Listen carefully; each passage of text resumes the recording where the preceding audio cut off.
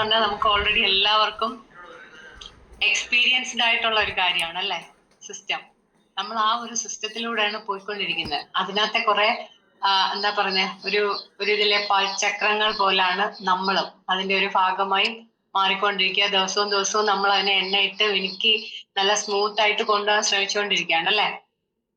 അപ്പൊ ആ കൂട്ടത്തില് സിസ്റ്റത്തിനെ കുറിച്ച് കുഞ്ഞു ഒരു അപ്ഡേറ്റ് ആയിട്ടുള്ള കുറച്ച് അറിവുകളൂടെ നമുക്ക് കിട്ടുവാണെങ്കിൽ ആ ഒരു യാത്രയ്ക്ക് സ്മൂത്ത്നെസ് കൂടും അല്ലെ.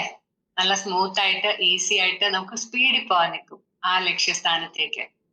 ഓക്കെ, അപ്പൊ ഇന്ന് നമ്മള് ഇവിടെ നമ്മൾ പ്രതീക്ഷിച്ചിരിക്കുന്ന ഒരു ടോപ്പിക് എന്ന് പറഞ്ഞാല് പവർ അല്ലെങ്കിൽ importance of system in direct selling അല്ലെ. ഡയറക്റ്റ് സെല്ലിംഗ് അറിയാം, സിസ്റ്റം അറിയാം, അതിന്റെ ഇമ്പോർട്ടൻസ് അറിയാം. എന്നാലും ഒന്നുകൂടെ നമുക്കൊന്ന് ഓർത്തു നോക്കാം അല്ലെ, നമ്മുടെ മനസ്സിൽ ഇതിനെ ഒന്ന് കൊണ്ടുവരാം. ഓക്കെ, എന്താണ് സിസ്റ്റം? ചുരുക്കത്തിൽ പറഞ്ഞാല് നമ്മുടെ ജീവിതം മുഴുവൻ ഒരു സിസ്റ്റമാണ് അല്ലെ.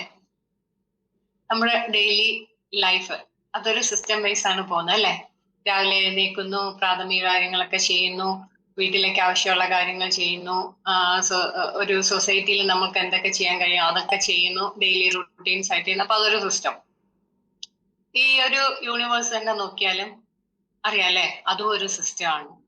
അപ്പം സിസ്റ്റം എന്ന് പറയുന്നത് ഒരു ലക്ഷ്യം നേടുന്നതിനായിട്ട് കുറച്ച് പരസ്പരം ബന്ധപ്പെട്ടിരിക്കുന്ന കുറച്ച് ഘടകങ്ങള്, നിയമങ്ങള്, ആശയവിനിമയങ്ങൾ ഇവരെല്ലാം ഒന്നിച്ചു ചേർന്നിട്ട് ആ ലക്ഷ്യസ്ഥാനത്തേക്ക് ഒരു കൂട്ടമായി പ്രവർത്തിക്കുന്ന ഒരു സിസ്റ്റത്തെ അല്ലെങ്കിൽ ഒരു സമ്പ്രദായം, അതാണ് സിസ്റ്റം എന്ന് പറയുന്നത് അല്ലെ. അപ്പോ ഒരു സിസ്റ്റത്തിനകത്ത് ഒരു കാര്യം മാത്രമല്ല ഉള്ളത്, അതൊരു കൂട്ടായ്മയാണ്. നമ്മളിപ്പോ പുതിയ ഇതിലൊക്കെ കാണുന്നുണ്ടല്ലേ, കമ്മ്യൂണിറ്റി, ഗ്രൂപ്പ് അങ്ങനെയൊക്കെ പറഞ്ഞിട്ട്. അപ്പൊ ഇപ്പൊ ഇത് നമ്മുടെ തന്നെ ഈ സൂം എന്ന് പറയുന്നത് തന്നെ ഒരു കൂട്ടായ്മയാണ് അല്ലെ. അവിടെ നമ്മൾ കുറെ പേര് ഇതിനകത്തായിട്ട് പാർട്ടിസിപ്പേറ്റ് ചെയ്യുന്നു. ഇതിനെ ഒരാൾ കോർഡിനേറ്റ് ചെയ്യുന്നു, ഒരാൾ കണ്ടക്ട് ചെയ്യുന്നു, ഒരാൾ ഇൻട്രൊഡ്യൂസ് ചെയ്യുന്നു. എല്ലാരും പരസ്പരം ബന്ധപ്പെട്ടിരിക്കുകയാണ് അല്ലെ. അപ്പൊ സൂം എന്ന് പറയുന്നത് തന്നെ ഒരു best example of the system ആണ് അല്ലെ. ഓക്കെ, ഇനി ഈ സിസ്റ്റത്തിന് പല ടൈപ്പുകളുണ്ട്. എല്ലായിടത്തും അങ്ങനെയാണല്ലേ, ഒരു കാര്യം വന്നാല് അതിന് ഡിഫറെന്റ് ഒരു ടൈപ്സ് കാണും. ജീവിതത്തിലെ നിത്യവും ഉള്ള കാര്യങ്ങളാണ്. അപ്പം അതിനെ നമ്മൾ ഒന്നുകൂടെ ഒന്ന് ഓർത്തെടുക്കുക, റീതിങ്ക് ചെയ്യാണ് നമ്മളിവിടെ ചെയ്യുന്നത്. അല്ലാതെ പുതുതായിട്ടൊന്നും നമ്മൾ ആഡ് ചെയ്യുന്നില്ല. Okay, physical and natural system. Physical എന്ന് പറഞ്ഞാൽ അറിയാലേ, ഭൗതികം, നാച്ചുറൽ പ്രകൃതിപരമായിട്ടുള്ള. ഇങ്ങനെ ഈ ഇതെന്ന് പറയുമ്പോഴത്തേക്ക് group of Inter connected natural objects or forces. അതായത് നേരത്തെ പറഞ്ഞ കണക്ക് തന്നെ ഈ നാച്ചുറൽ ആയിട്ടുള്ള വസ്തുക്കളുടെ ഒരു കൂട്ടായ്മ. എന്തൊക്കെയാണ്? ഇപ്പൊ എക്സാമ്പിൾ നമുക്ക് എടുക്കാം, സോളാർ സിസ്റ്റം. സോളാർ സിസ്റ്റത്തിൽ സൂര്യൻ ഒരാൾ മാത്രമാണോ ഉള്ളത്? അല്ല, സൂര്യനുണ്ട്. സൂര്യന്റെ ഗുരുത്വാകർഷണത്തിനകത്ത് നിൽക്കുന്ന കുറച്ച് 8ഓളം പ്ലാനറ്റ്സ് ഉണ്ട്. അതിന് ചുറ്റും കറങ്ങുന്ന കുറെ കോമറ്റ്സ്, ഉപഗ്രഹങ്ങള്, എല്ലാ കാര്യങ്ങളും ഉണ്ടല്ലേ. അപ്പം ഇതിന്റെ എല്ലാം ഇതായിട്ട് നമ്മുടെ ഭൂമിയില് സൂര്യന്റെ ആ വെയില്, ആ ഊർജം എല്ലാം എത്തിയിട്ടാണ് നമ്മുടെ ഭൂമിയില് ചെടികൾ വളരുന്നത്, പ്ലാന്റ്സ് വളരുന്നത്, അതിനകത്ത് ആഹാര സാധനങ്ങൾ ഉണ്ടാകുന്നത്, നമ്മളത് ഉപയോഗിക്കുന്നത് അല്ലെ, ജീവൻ നിലനിർത്തുന്നു. വെള്ളത്തിന്റെ ഒഴുക്ക് അതും ഭൂമിയിലുണ്ട്. അതും സൂര്യന്റെയും പ്രകൃതിയുടെയൊക്കെ ഒരു കനിവാണ് അല്ലെ, ജലം എന്ന് പറയുന്നത് നമ്മുടെ ജീവജലം. ഓക്കെ, അപ്പൊ അതൊരു യൂണിറ്റ് ആണ്, ഒരു സിസ്റ്റം ആണ് സോളാർ സിസ്റ്റം. അതുപോലെ നേരത്തെ പറഞ്ഞ കണക്കിന് ഒരു റിവർ സിസ്റ്റം ഉണ്ട് നമുക്ക്. അതായത് അന്റാർട്ടിക്കയിൽ എവിടെയോ കിടക്കുന്ന മഞ്ഞുരുകി വെള്ളമായിട്ട് അതിങ്ങനെ നദികളിലൂടെയും ഒക്കെ നമ്മുടെ ഭൂമിയിലേക്ക് പല സ്ഥലത്തേക്ക് അതിങ്ങനെ ഒഴുകി വരുന്നു. ഈ ഒഴുകി വരുന്ന വെള്ളം എല്ലാം കടലിലെത്തുന്നു. കടലിന് വെള്ളം പിന്നെ സൂര്യന്റെ ഇത് കാരണം മഴയായി തിരിച്ചു കിട്ടുന്നു. പിന്നെ ഇവ ഒന്നിച്ചു ചേർന്ന്. അപ്പൊ ഇതും ഒരു റോളിംഗ് സിസ്റ്റം ആണ് അല്ലെ. അവിടെയും കുറെ പേരുണ്ട്, പുഴയുണ്ട്, ഭൂമിയുണ്ട്, അന്റാർട്ടിക്കയിലെ മഞ്ഞുണ്ട്, സൂര്യൻ ഇതിനകത്തൊരാളാണ്. അപ്പൊ അതൊരു സിസ്റ്റം. അപ്പൊ ഇതാണ് നാച്ചുറൽ ആയിട്ടുള്ള സിസ്റ്റങ്ങളിൽ ഒന്ന് രണ്ട് കാര്യം. അല്ലാതെ നമുക്ക് നോക്കിയാൽ ഒത്തിരി കാര്യങ്ങളുണ്ടല്ലേ. ഇപ്പൊ പ്ലാന്റ്സിനെ തന്നെ നോക്കിയാല് അതൊരു സീഡിൽ നിന്നും ചെടിയായി വലിയ വൃക്ഷമായി അതിനകത്ത് പൂവുകൾ വന്ന് അത് പിന്നെ ഫ്രൂട്ടായി പാകത്തിനാവുമ്പം നമ്മളത് സന്തോഷത്തോടെ ഉപയോഗിക്കുന്നു അല്ലെ. അപ്പൊ അതൊരു സിസ്റ്റം ആണ് അല്ലെ. അപ്പൊ ഇങ്ങനെയുള്ള ആ ഒരു കൂട്ടായ്മ അതാണ് സിസ്റ്റം. അത് പ്രകൃതിയിലത്. ഇനി നമ്മുടെ ശരീരത്തിലോട്ട് നോക്കിയാൽ ബയോളജിക്കൽ സിസ്റ്റം ഉണ്ടല്ലേ. ബോഡിയിലെ കുറെ ഓർഗൻസ് ഒന്നിച്ചു ചേർന്ന് ഒരു സിസ്റ്റമായിട്ട് ഒരു ഫങ്ഷൻ ഫോക്കസ് ചെയ്ത് അതിനെ നല്ല നീറ്റായി കൊണ്ടുപോകുന്നു. അപ്പൊ എന്താണ് നമ്മുടെ ശരീരത്തിൽ 11 സിസ്റ്റം ഉണ്ട്. നമുക്ക് എല്ലാവർക്കും ഇപ്പൊ അത് നല്ല പോലെ ബൈഹാർട്ടാണ് അല്ലെ. 11 സിസ്റ്റം. അപ്പൊ ഈ സിസ്റ്റത്തില് ഇനി അതിനെ കുറച്ച് വൈറ്റൽ സിസ്റ്റം എന്ന് വിളിക്കാം, അല്ലെങ്കിൽ അല്പം എല്ലാം പ്രാധാന്യമുള്ളതാണ്. സ്കിൻ ടു ഹെയർ എന്ന് പറയുന്നത് പ്രാധാന്യമുള്ളതാണ്. പക്ഷെ എന്നാലും ജീവന്റെ അത്യാവശ്യം ക്രിട്ടിക്കൽ ഏരിയയെ കവർ ചെയ്യുന്നതിനെ നമ്മള് വൈറ്റൽ സിസ്റ്റം എന്ന് പറയും നമ്മുടെ അല്ലെ. അപ്പൊ ഈ വൈറ്റൽ സിസ്റ്റം എന്ന് പറയുമ്പോഴത്തേക്ക് അതിനകത്ത് ഒന്ന് രണ്ടെണ്ണം പറയാം. നമുക്ക് കാർഡിയാക് സിസ്റ്റം. കാർഡിയാക് സിസ്റ്റത്തിനകത്ത് എന്തൊക്കെയാണ് വരുന്നത്?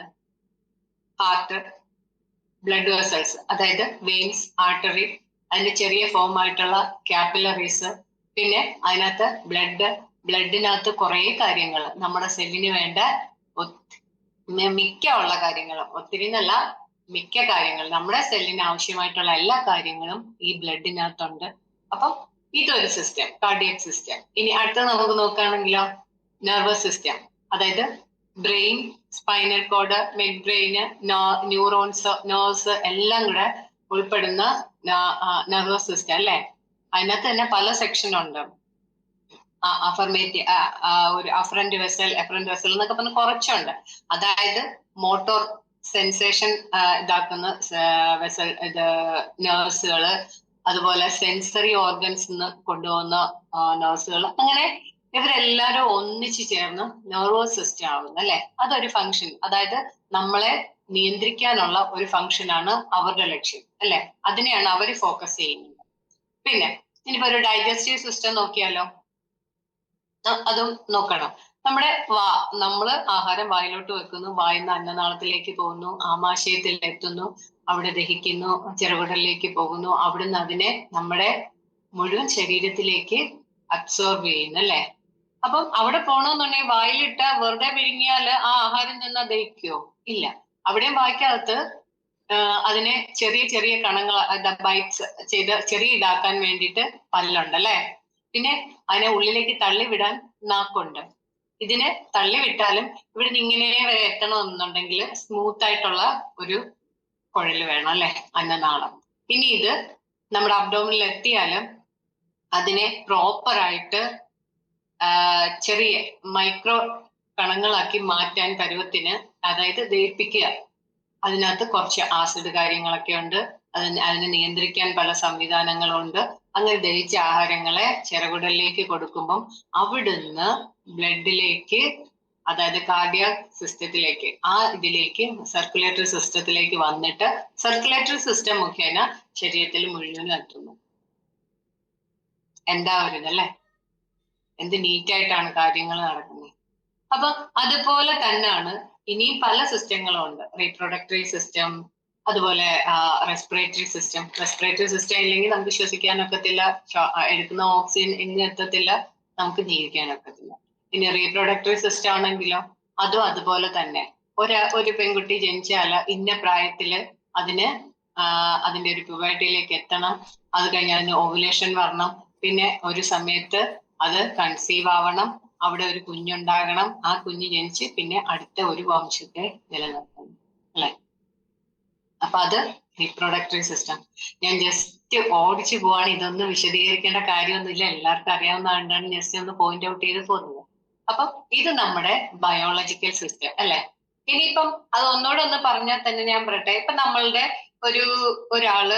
ഒരു അമ്മ ഗർഭിണിയായി, ആ ഒരു ഇതില് ആ കുഞ്ഞ് ആ ഗർഭപാത്രത്തില് വരുന്ന ഒരവസ്ഥ തൊട്ട് അത് പുറത്ത് വരുന്നത് ഒരു സിസ്റ്റം ആണ് അല്ലെ.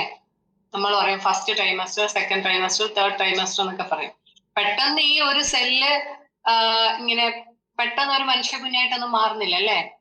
ഒത്തിരി മാറ്റങ്ങൾ വന്ന് വന്ന് വന്ന് ഓരോ ഇതിനകത്ത് ബ്ലഡ് കിട്ടി അതിന്റെ ഓരോ പ്രവർത്തനങ്ങൾ ക്രമീകരിച്ച് അതിന്റെ ശരീരത്തിന്റെ വളർച്ചയെ നിയന്ത്രിച്ചൊക്കെയാണ് ഒരു കുഞ്ഞായിട്ട് പുറത്തോട്ട് വരുന്നത്. ഇനി കുഞ്ഞ് പുറത്തോട്ട് വന്നാലോ അതിന്റെ ഇൻഫൻസി ചെറിയ വന്ന ഒരു 2 ആഴ്ച വരെയുള്ളത് ഇൻഫന്റ് എന്ന് നമ്മൾ പറയാം. അത് കഴിഞ്ഞ് അത് ചൈൽഡ് ആവുകയാണ്. അത് കഴിഞ്ഞോ ടീനേജ് ആവുകയാണ്, പിന്നെ യൂത്ത് ആവുകയാണ്, ഓൾഡ് ആവുകയാണ് അല്ലെ. അപ്പൊ എല്ലാത്തിനും ഒരു അടുക്കും ചിട്ടയുണ്ട്. ഈ ഒരു ചിട്ട ഇല്ലാത്ത ഒരവസ്ഥയെ കുറിച്ച് ആലോചിച്ച് നോക്കിയേ. സിസ്റ്റം ഇല്ല. ഒരു കുഞ്ഞ് അങ്ങോട്ട് വരുന്നു, നിമിഷങ്ങളൊക്കെ പുറത്തോട്ട് വീഴുന്നു, അതെന്തെങ്കിലും പ്രയോജനം ഉണ്ടോ? ഇല്ല. എന്താണ് കാര്യം? അതിന് കിട്ടേണ്ട കാര്യങ്ങൾ ഓരോ ടൈം അനുസരിച്ച് അതിന് കിട്ടിക്കഴിഞ്ഞാലേ അത് അതിന്റെ പൂർണ്ണതയിലേക്ക് എത്തത്തുള്ളൂ. അവിടെ കുറെ ഘടകങ്ങളും നിയമങ്ങളും കാര്യങ്ങളും എല്ലാം ഒന്നിച്ചു ചേർന്നാണ് ആ കുഞ്ഞിനെ രൂപപ്പെടുത്തി എടുക്കുന്നത് അല്ലേ. മനോഹരമായിട്ടുള്ള ഒരു സിസ്റ്റം അല്ലേ അതും. ഭൂമിയിലുള്ള എല്ലാം കാര്യകാരണ സഹിതം മനോഹരമായ കാര്യങ്ങളാണ്. അത് നമ്മൾ നോക്കിക്കാണുന്ന രീതിയിലാണ് ചിലപ്പം വ്യത്യാസം വരുന്നത്. ഓക്കെ, അത് പൊക്കോട്ടെ. ഇനി ടെക്നോളജിക്കൽ ആൻഡ് മെക്കാനിക്കൽ സിസ്റ്റം, അത് പറയുമ്പോഴത്തേക്ക് കണക്റ്റഡ് ഡിവൈസസ്, ഹാർഡ്വെയർ, സോഫ്റ്റ്വെയർ, അങ്ങനെ കുറെ കാര്യങ്ങൾ കണക്ട് ചെയ്ത് ഓപ്പറേറ്റ് ചെയ്ത് ഒരു കാര്യത്തെ ഒരു ഫംഗ്ഷനിൽ എത്തിക്കുക, ഒരു ഫംഗ്ഷനിലേക്ക് എത്തുക. ഇപ്പൊ നമുക്ക് എക്സാമ്പിൾ നോക്കിയാല് കമ്പ്യൂട്ടർ, അതിനകത്ത് ഹാർഡ്വെയർ ഉണ്ട്, സോഫ്റ്റ്വെയർ ഉണ്ട്, അതിനെ കൺട്രോൾ ചെയ്യാൻ നമ്മുടെ പവറും ഉണ്ട് അല്ലെ. അപ്പൊ ഇത് മൂന്നും കൂടെ ചേരുമ്പോഴാണ് കമ്പ്യൂട്ടർ സിസ്റ്റം ആവുന്നത്. ഹാർഡ്വെയറും സോഫ്റ്റ്വെയറും മാത്രം, സോഫ്റ്റ്വെയർ എന്ന് പറയുന്നത് നമ്മൾ കൊടുക്കുന്ന കാര്യങ്ങളാണ് അല്ലെ. പറഞ്ഞാൽ അതിന്റെ മെറ്റീരിയൽ ആയിട്ടുള്ള തിങ്സ് ആണ് ഹാർഡ്വെയർ. അപ്പൊ അത് ടെക്നിക്കലും മെക്കാനിക്കലും ആയിട്ടുള്ള ഒരു സിസ്റ്റത്തിന്റെ ഒരു ഉദാഹരണമാണ്. ഇനി അടുത്ത ഒരു സോഷ്യൽ അബ്സ്ട്രാക്ട് സിസ്റ്റം എന്ന് പറയും. അതായത് വസ്തുക്കളുടെ അല്ലെങ്കിൽ വസ്തുക്കൾ ഇല്ലാത്ത, നമ്മളിപ്പോ ഇത്രയും നേരം പറഞ്ഞതിനകത്തെല്ലാം മെറ്റീരിയൽസ് ഉണ്ടല്ലേ. ഇനി മെറ്റീരിയൽസ് ഇല്ലാത്ത സിസ്റ്റങ്ങളും ഉണ്ട്. അത് സോഷ്യൽ സിസ്റ്റത്തിലാണ് വരുന്നത്. എന്താണ്? ആർക്കെങ്കിലും ഒന്ന് പറയാനൊക്കോ? ഒന്ന് അൺമ്യൂട്ട് ചെയ്തിട്ട് പറയാനൊക്കോ ഒരു സോഷ്യൽ സിസ്റ്റം? ഞാൻ ഇത്രയും പറഞ്ഞതിൽ നിന്ന് ആർക്കെങ്കിലും പിടികിട്ടിയോ എന്നറിയാനോ?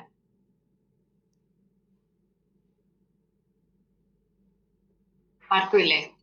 ഓക്കെ. അപ്പൊ നമ്മുടെ സോഷ്യൽ സിസ്റ്റത്തിൽ വരുന്ന എന്തൊക്കെ കാര്യങ്ങളാണെന്നറിയാം? നമ്മുടെ ഗവൺമെന്റ് അതൊരു സിസ്റ്റം അല്ലേ. നമ്മുടെ കാര്യങ്ങളെല്ലാം നിയന്ത്രിച്ച് നമുക്ക് ആവശ്യമായിട്ടുള്ള കാര്യങ്ങളെല്ലാം എത്തിക്കാനും എല്ലാ കാര്യത്തിനും വേണ്ടിയിട്ടുള്ള സിസ്റ്റമാണ്. അതിനകത്ത് കുറെ ജീവനക്കാരുണ്ട്, കുറെ നിയമങ്ങളുണ്ട്, കുറെ എന്താ പറയുന്ന ആവശ്യ ഘടകങ്ങളുണ്ട്, എല്ലാം ഉള്ളതാണ് ഗവൺമെന്റ്. അതുപോലെ തന്നെ ഫിനാൻഷ്യൽ സിസ്റ്റം അല്ലേ. ഫിനാൻഷ്യൽ സിസ്റ്റത്തിനകത്ത് എന്തൊക്കെയാണ് വരുന്നത്?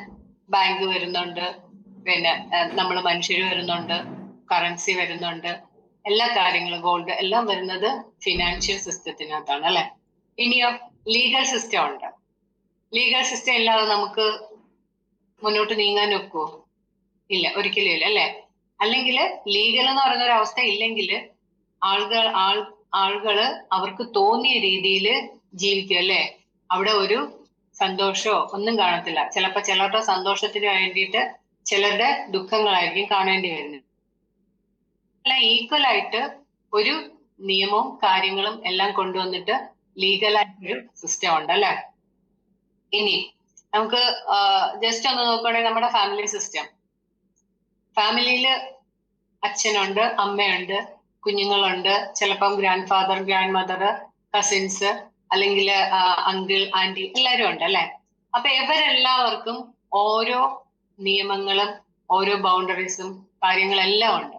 അപ്പൊ ഇവരെല്ലാരും കൂടി ചേരുമ്പോഴാണ് ഒരു ഫാമിലി സിസ്റ്റം ആവുന്നത്. അല്ലാതെ ഒരാൾ മാത്രമായിട്ട് ഒരിക്കലും ഒരു ഫാമിലി സിസ്റ്റം ആവത്തില്ല അല്ലെ. അപ്പൊ ഇതാണ് നമ്മുടെയൊക്കെ ഒരു സിസ്റ്റത്തിന്റെ ആ ഒരു ടൈപ്പുകൾ എന്ന് പറയുന്നത് ഇങ്ങനെയാണ്. സോഷ്യൽ, ബയോളജിക്കൽ, ടെക്നിക്കല്, നാച്ചുറൽ, എല്ലാം സർവം സിസ്റ്റമയമാണ് അല്ലെ. ഓക്കെ. ഇനി ഈ സിസ്റ്റത്തിന് കുറച്ച് സ്വഭാവ സവിശേഷതകൾ കാണുമല്ലോ. ഏതിനും അതിൻ്റെതായിട്ടുള്ള ഒരു ക്യാരക്ടർ കാണും അല്ലെ. അപ്പൊ നമ്മുടെ ഈ സിസ്റ്റത്തിന് ഒരു ക്യാരക്ടർ ഉണ്ട്. എന്താണ് ആ ക്യാരക്ടർ എന്ന് നോക്കാം. ഒന്നാമത്തെ കാര്യം എന്ന് പറഞ്ഞാല് ഇന്റർ ആക്ഷൻ. അതായത് ഇടയിലുള്ള പ്രവർത്തനം. The parts affect one another over time. ഒരാളെന്നുണ്ടെങ്കിൽ അവര് മറ്റൊരാളിനെ എപ്പോഴും കണക്ട് ചെയ്തുകൊണ്ടേയിരിക്കും, എല്ലാ സമയത്തും. ആ സിസ്റ്റത്തിന്റെ പ്രത്യേകതയാണത്. എന്ന് വെച്ചാല് സിസ്റ്റം ആകുമ്പം നമ്മളാണുള്ളത്. അപ്പൊ നമ്മൾ തമ്മിൽ ഒരു കണക്ഷൻ ഉണ്ടെങ്കിലേ അത് സിസ്റ്റം അല്ലെങ്കിൽ ഒരു ഗ്രൂപ്പായി മാറുന്നുള്ളു, അല്ലെ? നമുക്കിപ്പം ഒരാൾക്ക് ഒറ്റയ്ക്ക് നിന്ന് ഒരു കാര്യവും നിർവഹിക്കാൻ ഒക്കത്തില്ല, അല്ലെ? നമ്മൾ അറിവിനായിട്ട് കുറെ പേരെ അപ്രോച്ച് ചെയ്യണം. അതുപോലെ വേറെ എന്തെങ്കിലും, ഇപ്പൊ നമ്മുടെ ഈ ബയോട്ടോറിയത്തിലാണെങ്കിൽ ഇപ്പൊ ഒരു പ്രോഡക്റ്റ് നമുക്കൊരാൾക്ക് അത്യാവശ്യമായിട്ട് കൊടുക്കണം, നമ്മുടെ കയ്യിൽ ഇല്ല. അപ്പൊ നമ്മൾ എന്താ ചെയ്യുക? നമ്മുടെ അപ്ലൈനെ കോണ്ടാക്ട് ചെയ്യും. അവര് വഴി എവിടുന്നെങ്കിലും പ്രോഡക്റ്റ് സംഘടിപ്പിച്ച് നമ്മൾ കൊടുക്കും, അല്ലെങ്കിൽ ഏതെങ്കിലും പിക്കപ്പ് സെന്റർ ഉള്ളവരിൽ നിന്നും നമ്മൾ. അപ്പൊ നമ്മളെല്ലാം ഇങ്ങനെ ഒന്നല്ലെങ്കിൽ വേറൊരു കാര്യത്തിന് കണക്റ്റഡ് ആണ്, അല്ലെ? അതുകൊണ്ടാണ് അത് ആ ഒരു ഇന്ററാക്ഷൻ എന്ന് പറയുന്ന ഒരു കാര്യം അതിനകത്ത് പ്രധാനമായിട്ട് വരുന്നത്. പിന്നെ ഇതിന് സ്ട്രക്ചറും ബൗണ്ടറീസുകളും ഉണ്ട്, അല്ലെ? ഈ സിസ്റ്റത്തിന് ഒരു ഘടനയുണ്ട്. അതാണ് അതിനകത്തെ ഘടകങ്ങളുടെ ഒരു ഒന്നിച്ചു ചേരലാണ് അതിന്റെ ഒരു ഘടന എന്ന് പറയുന്നത്, അല്ലെ? ഇനി ഇതിന് ബൗണ്ടറീസ് ഉണ്ട്. ബൗണ്ടറീസ് എന്താണ്? നമ്മുടെ എൻവയോൺമെന്റിൽ, അതായത് ഒരു കാര്യം നിൽക്കുന്ന എൻവയോൺമെന്റിൽ നിന്നും അതിനെ ലിമിറ്റ് ചെയ്യുന്ന കുറെ കാര്യങ്ങൾ വരും. അതാണ് ബൗണ്ടറീസ് എന്ന് പറയുന്നത്. ഞാൻ ചോദിക്കട്ടെ, ഇപ്പൊ നമ്മുടെ വീട്ടില് നമ്മുടെ അച്ഛനും അമ്മയും ഇരിക്കുമ്പോഴത്തേക്ക് വേറൊരു അകന്ന ബന്ധത്തിലുള്ള ഒരു അങ്കിള് വരികയാണ്. അയാൾ വന്നിട്ട് ഇങ്ങനെ ഓരോ കാര്യങ്ങൾ പറയുമ്പം ഇപ്പൊ അതിലെ ഒരു കുട്ടി വന്ന് ഇന്ന കാര്യം പറയണം, അയ്യോ അച്ഛൻ ഞാൻ അവിടെ ഒന്ന് പൊക്കോട്ടെ എന്ന് ചോദിക്കാണ്. അപ്പൊ ഈ അകന്ന ബന്ധത്തിലുള്ള അങ്കിളാണ് അതിന് മറുപടി പറയുന്നെങ്കിൽ അതൊരു ബൗണ്ടറി വയലേഷൻ ആണ്, അല്ലെ? ഓർത്തു നോക്കിക്കേ. അച്ഛൻ പറയേണ്ട കാര്യം ആരോ ഒരാൾ പറയുമ്പം അത് അച്ഛന്റെ ബൗണ്ടറിയെ ഇല്ലാണ്ടാക്കുന്നു. ആ ആള് അനാവശ്യമായിട്ടുള്ളൊരു സ്വാതന്ത്ര്യം എടുക്കുന്നു, ബൗണ്ടറി ലംഘിക്കുന്നു, അല്ലെ? അപ്പൊ എന്തിനും ഏതിനും നമുക്ക് ബൗണ്ടറീസ് അത്യാവശ്യമാണ്. നമുക്ക് അതിരുകൾ, ബൗണ്ടറി എന്ന് പറഞ്ഞാൽ അതിരുകളാണ്. ഈ അതിരുകൾ എവിടെ ആവശ്യമാണ്? അതിരുകൾ ലംഘിക്കപ്പെട്ടാല് വഴക്കാവും, ബഹളാവും, കോടതിയാവും, കേസാവും, അല്ലേ? പല കാര്യത്തിലും. അപ്പൊ ഇതുപോലെ തന്നെ ഒരു സിസ്റ്റത്തിലും നമുക്ക് അതിന്റെ ഘടനയെ പോലെ പ്രധാനപ്പെട്ട ഒന്നാണ് ബൗണ്ടറി, അതിരുകൾ. ഓക്കെ, ഇനിയുള്ളത് ഏറ്റവും ഇമ്പോർട്ടന്റ് ആയിട്ടുള്ള കാര്യമാണ് ഒരു സിസ്റ്റം എന്തിനു വേണ്ടിയിട്ടാണ്. എന്തിനു വേണ്ടിയിട്ടാണ്? ഒരു പർപ്പസ് ഉണ്ടല്ലേ അതിന്. ആ പർപ്പസ് കംപ്ലീറ്റ് ചെയ്ത് നമ്മളെ ആ അച്ചീവ്മെന്റിലേക്ക് എത്തിക്കുന്നതിന് വേണ്ടിയിട്ടാണ് സിസ്റ്റം വർക്ക് ചെയ്യുന്നത്. അപ്പൊ ആ സിസ്റ്റത്തിനകത്ത് മെയിൻ ആയിട്ട് വേണ്ടത് ഒരു പർപ്പസ് ആണ്, അല്ലെ? ഇനി ഇപ്പൊ നമുക്കിപ്പൊ സിസ്റ്റത്തിനെ കുറിച്ച് ഏകദേശം ഒന്നറിയാം. നമുക്ക് അറിയാവുന്ന കാര്യങ്ങൾ തന്നെ ഒന്നുകൂടെ ഞാനൊന്ന് ഒന്ന് മോൾഡ് ചെയ്തെടുത്തു, അത്രേ ഉള്ളൂ. Okay, 1 minute.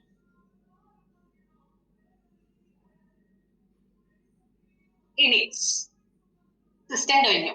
ഇനി നമ്മൾ എവിടേക്കാ വരുന്നത്? ഡയറക്റ്റ് സെല്ലിംഗ് എന്ന് പറഞ്ഞാൽ നമ്മുടെ ലോകത്തേക്ക്, അല്ലെ? ഡയറക്റ്റ് സെല്ലിംഗ് ഇപ്പൊ എല്ലാവർക്കും ഇഷ്ടമാണ്. എന്നുവെച്ചാൽ ഡയറക്റ്റ് സെല്ലിംഗ് കൊണ്ടുവന്ന സൗഭാഗ്യങ്ങൾ എന്ന് പറയുന്ന ഒത്തിരിയാ, അല്ലെ? അനേകം ഫ്രണ്ട്സ്, ഒരു mind power, self confidence, financial support, പിന്നെ അതിനൊക്കെ ഏറെയായിട്ട് സമൂഹത്തിൽ ഒരു ഒരു റെസ്പെക്റ്റഡ് പൊസിഷൻ, അല്ലെ? ഇതെല്ലാം നമുക്ക് തരുന്നത് ഈ ഒരു ഡയറക്റ്റ് സെല്ലിംഗ് ആണ്. ഡയറക്റ്റ് സെല്ലിംഗ് വേണ്ടതെന്ന് പറഞ്ഞാല് ജെന്യൂൻ ആയിട്ടുള്ള കമ്മ്യൂണിക്കേഷൻ. അത് തന്നെയാണ് സൊസൈറ്റിയിൽ നമ്മളെ റെസ്പെക്റ്റബിൾ ആക്കി നിർത്തുന്നത്, അല്ലെ? ഓക്കെ, ഡയറക്റ്റ് സെല്ലിംഗ് എന്താണെന്ന് എല്ലാവർക്കും അറിയാം, എന്നാലും ഞാൻ ഒരിക്കൽ കൂടെ പറയാണ്. Direct selling is when products or services are sold directly to the customers outside of a fixed retail store. അതായത് പ്രോഡക്ട്സ് ആണെങ്കിലും സർവീസ് ആണെങ്കിലും നേരിട്ട് നമുക്ക് ഒരു കസ്റ്റമറിൽ എത്തിക്കുക, ഒരു ഫിക്സഡ് ആയിട്ടുള്ള ഒരു ഔട്ട്സൈഡ് പോയിന്റ് കൂടാതെ നമുക്ക് അവരിൽ എത്തിക്കുക. അവിടെ there is no shop, no middleman. അവിടെ ഒരു ഷോപ്പോ ഇടയ്ക്കൊരാളോ ഇല്ല, അല്ലെ? നമ്മളാണ് ഒരാൾക്ക് കൊടുക്കുന്നതും അവർക്ക് ബാക്കിയുള്ള കാര്യങ്ങളെല്ലാം നമ്മളാണ് അവരെ അതില് സപ്പോർട്ട് ചെയ്യുന്നത്, അല്ലെ? അല്ലാതെ ഒരു കടക്കാരന് ഒരു സാധനം കൊടുത്താല് പിന്നെ അവരോട് വിളിച്ച് ചോദിക്കോ, എന്തെങ്കിലും വിളിച്ചു ചോദിക്കോ, ഹലോ മാം, ഞാൻ തന്ന ആ പ്രോഡക്റ്റ് എങ്ങനെയുണ്ട്, അത് നിങ്ങൾ ഉപയോഗിക്കുന്നുണ്ടോ, അത് ഉപയോഗിച്ചാൽ ഇന്ന കാര്യങ്ങളുണ്ട്, ആരും ചോദിക്കാറില്ല. പക്ഷേ ഡയറക്ട് സെല്ലിങ്ങിലെ ഒരു വ്യക്തി എപ്പോഴും അവനവൻ കൊടുക്കുന്ന പ്രോഡക്റ്റിന്റെ ഫോളോ അപ്പ് നടത്തുന്ന ഒരു വ്യക്തിയാണ്. അതാണ് ആ ഒരു പ്രൊഫഷന്റെ ജെന്യൂനിറ്റി എന്ന് പറയുന്നത്, അല്ലെ? ഓക്കെ, നമ്മൾ ഏറ്റവും ജെന്യൂൻ ആയിട്ടുള്ള ഒരു പ്ലാറ്റ്ഫോമിലാണ് നമ്മൾ ഇന്ന് എല്ലാവരും നിൽക്കുന്നത്. അതിൽ തന്നെ ബന്ധിയിലാണ് നമ്മൾ ഇപ്പോഴും. ഓക്കെ, ഇത് A person share with another. ഞാൻ പറഞ്ഞില്ലേ, ഒരാള് അവനവന്റെ പ്രോഡക്റ്റോ സർവീസോ മറ്റൊരാൾക്ക് ഡയറക്റ്റ് ആയിട്ട് ഷെയർ ചെയ്യണം. അതായത് പേഴ്സൺ ടു പേഴ്സൺ ബിസിനസ്. അവിടെ വേറെ നിയമങ്ങളോ കാര്യങ്ങളോ ഒന്നും ഇല്ല. നമ്മൾ എന്ന വ്യക്തി നമുക്കറിയാവുന്ന അല്ലെങ്കിൽ നമുക്ക് വേണ്ടപ്പെട്ടവരിലേക്ക് എത്തിക്കുന്ന ജെന്യൂൻ ആയിട്ടുള്ള ഒരു കാര്യമാണ് ഡയറക്ട് സെല്ലിങ്ങില് നടക്കുന്നത്. ഓക്കെ, ഇനി അത് പല രീതിയിൽ അതുണ്ട്, അല്ലെ? ഏകദേശം ഒരു 3 ടൈപ്പ് ഞാൻ പറയാം. അതായത് direct contact. A distributor talks to you at home or anywhere. നിങ്ങളുടെ വീട്ടിൽ വെച്ചോ വേറെ ഏതെങ്കിലും ഒരു സ്ഥലത്ത് വെച്ചോ അതിന്റെ ഡിസ്ട്രിബ്യൂട്ടർ നിങ്ങളോട് നേരിട്ട് കാര്യങ്ങൾ പറഞ്ഞ് മനസ്സിലാക്കി തരുന്ന ഒരു രീതി. ഇനി personal demo. You see, touch, try the product and you have a real story, not a art. അതായത് നിങ്ങൾക്ക് ഒരു പ്രോഡക്റ്റ് നേരിട്ട് കണ്ട് അതിനെ ഫീൽ ചെയ്ത് ഉപയോഗിക്കാൻ പറ്റുന്നു. അതിന്റെ കൂടെ അത് ഉപയോഗിച്ചവരുടെ റിയൽ ആയിട്ടുള്ള സ്റ്റോറിയാണ് അവിടുത്തെ ആ ഒരു എന്താ പറയുന്നത്, ആ കമ്മ്യൂണിക്കേഷൻ എന്ന് പറയുന്നത്. അവിടെ ഒരിക്കലും പരസ്യങ്ങളോ കാര്യങ്ങളോ ഒന്നും തന്നെ ഇല്ല. ഇനി റിലേഷൻഷിപ്പ് ബിസിനസ്സിന് ആ രീതിയിലാണെങ്കിൽ you buy from someone you trust. നിങ്ങൾ വിശ്വസിക്കുന്ന ഒരു വ്യക്തിയിൽ, അല്ലെങ്കിൽ നിങ്ങൾ ഏറ്റവും കൂടുതൽ സ്നേഹത്തിനേക്കാളും വിശ്വാസമാണ് അവിടെ വർക്കാവുന്നത്.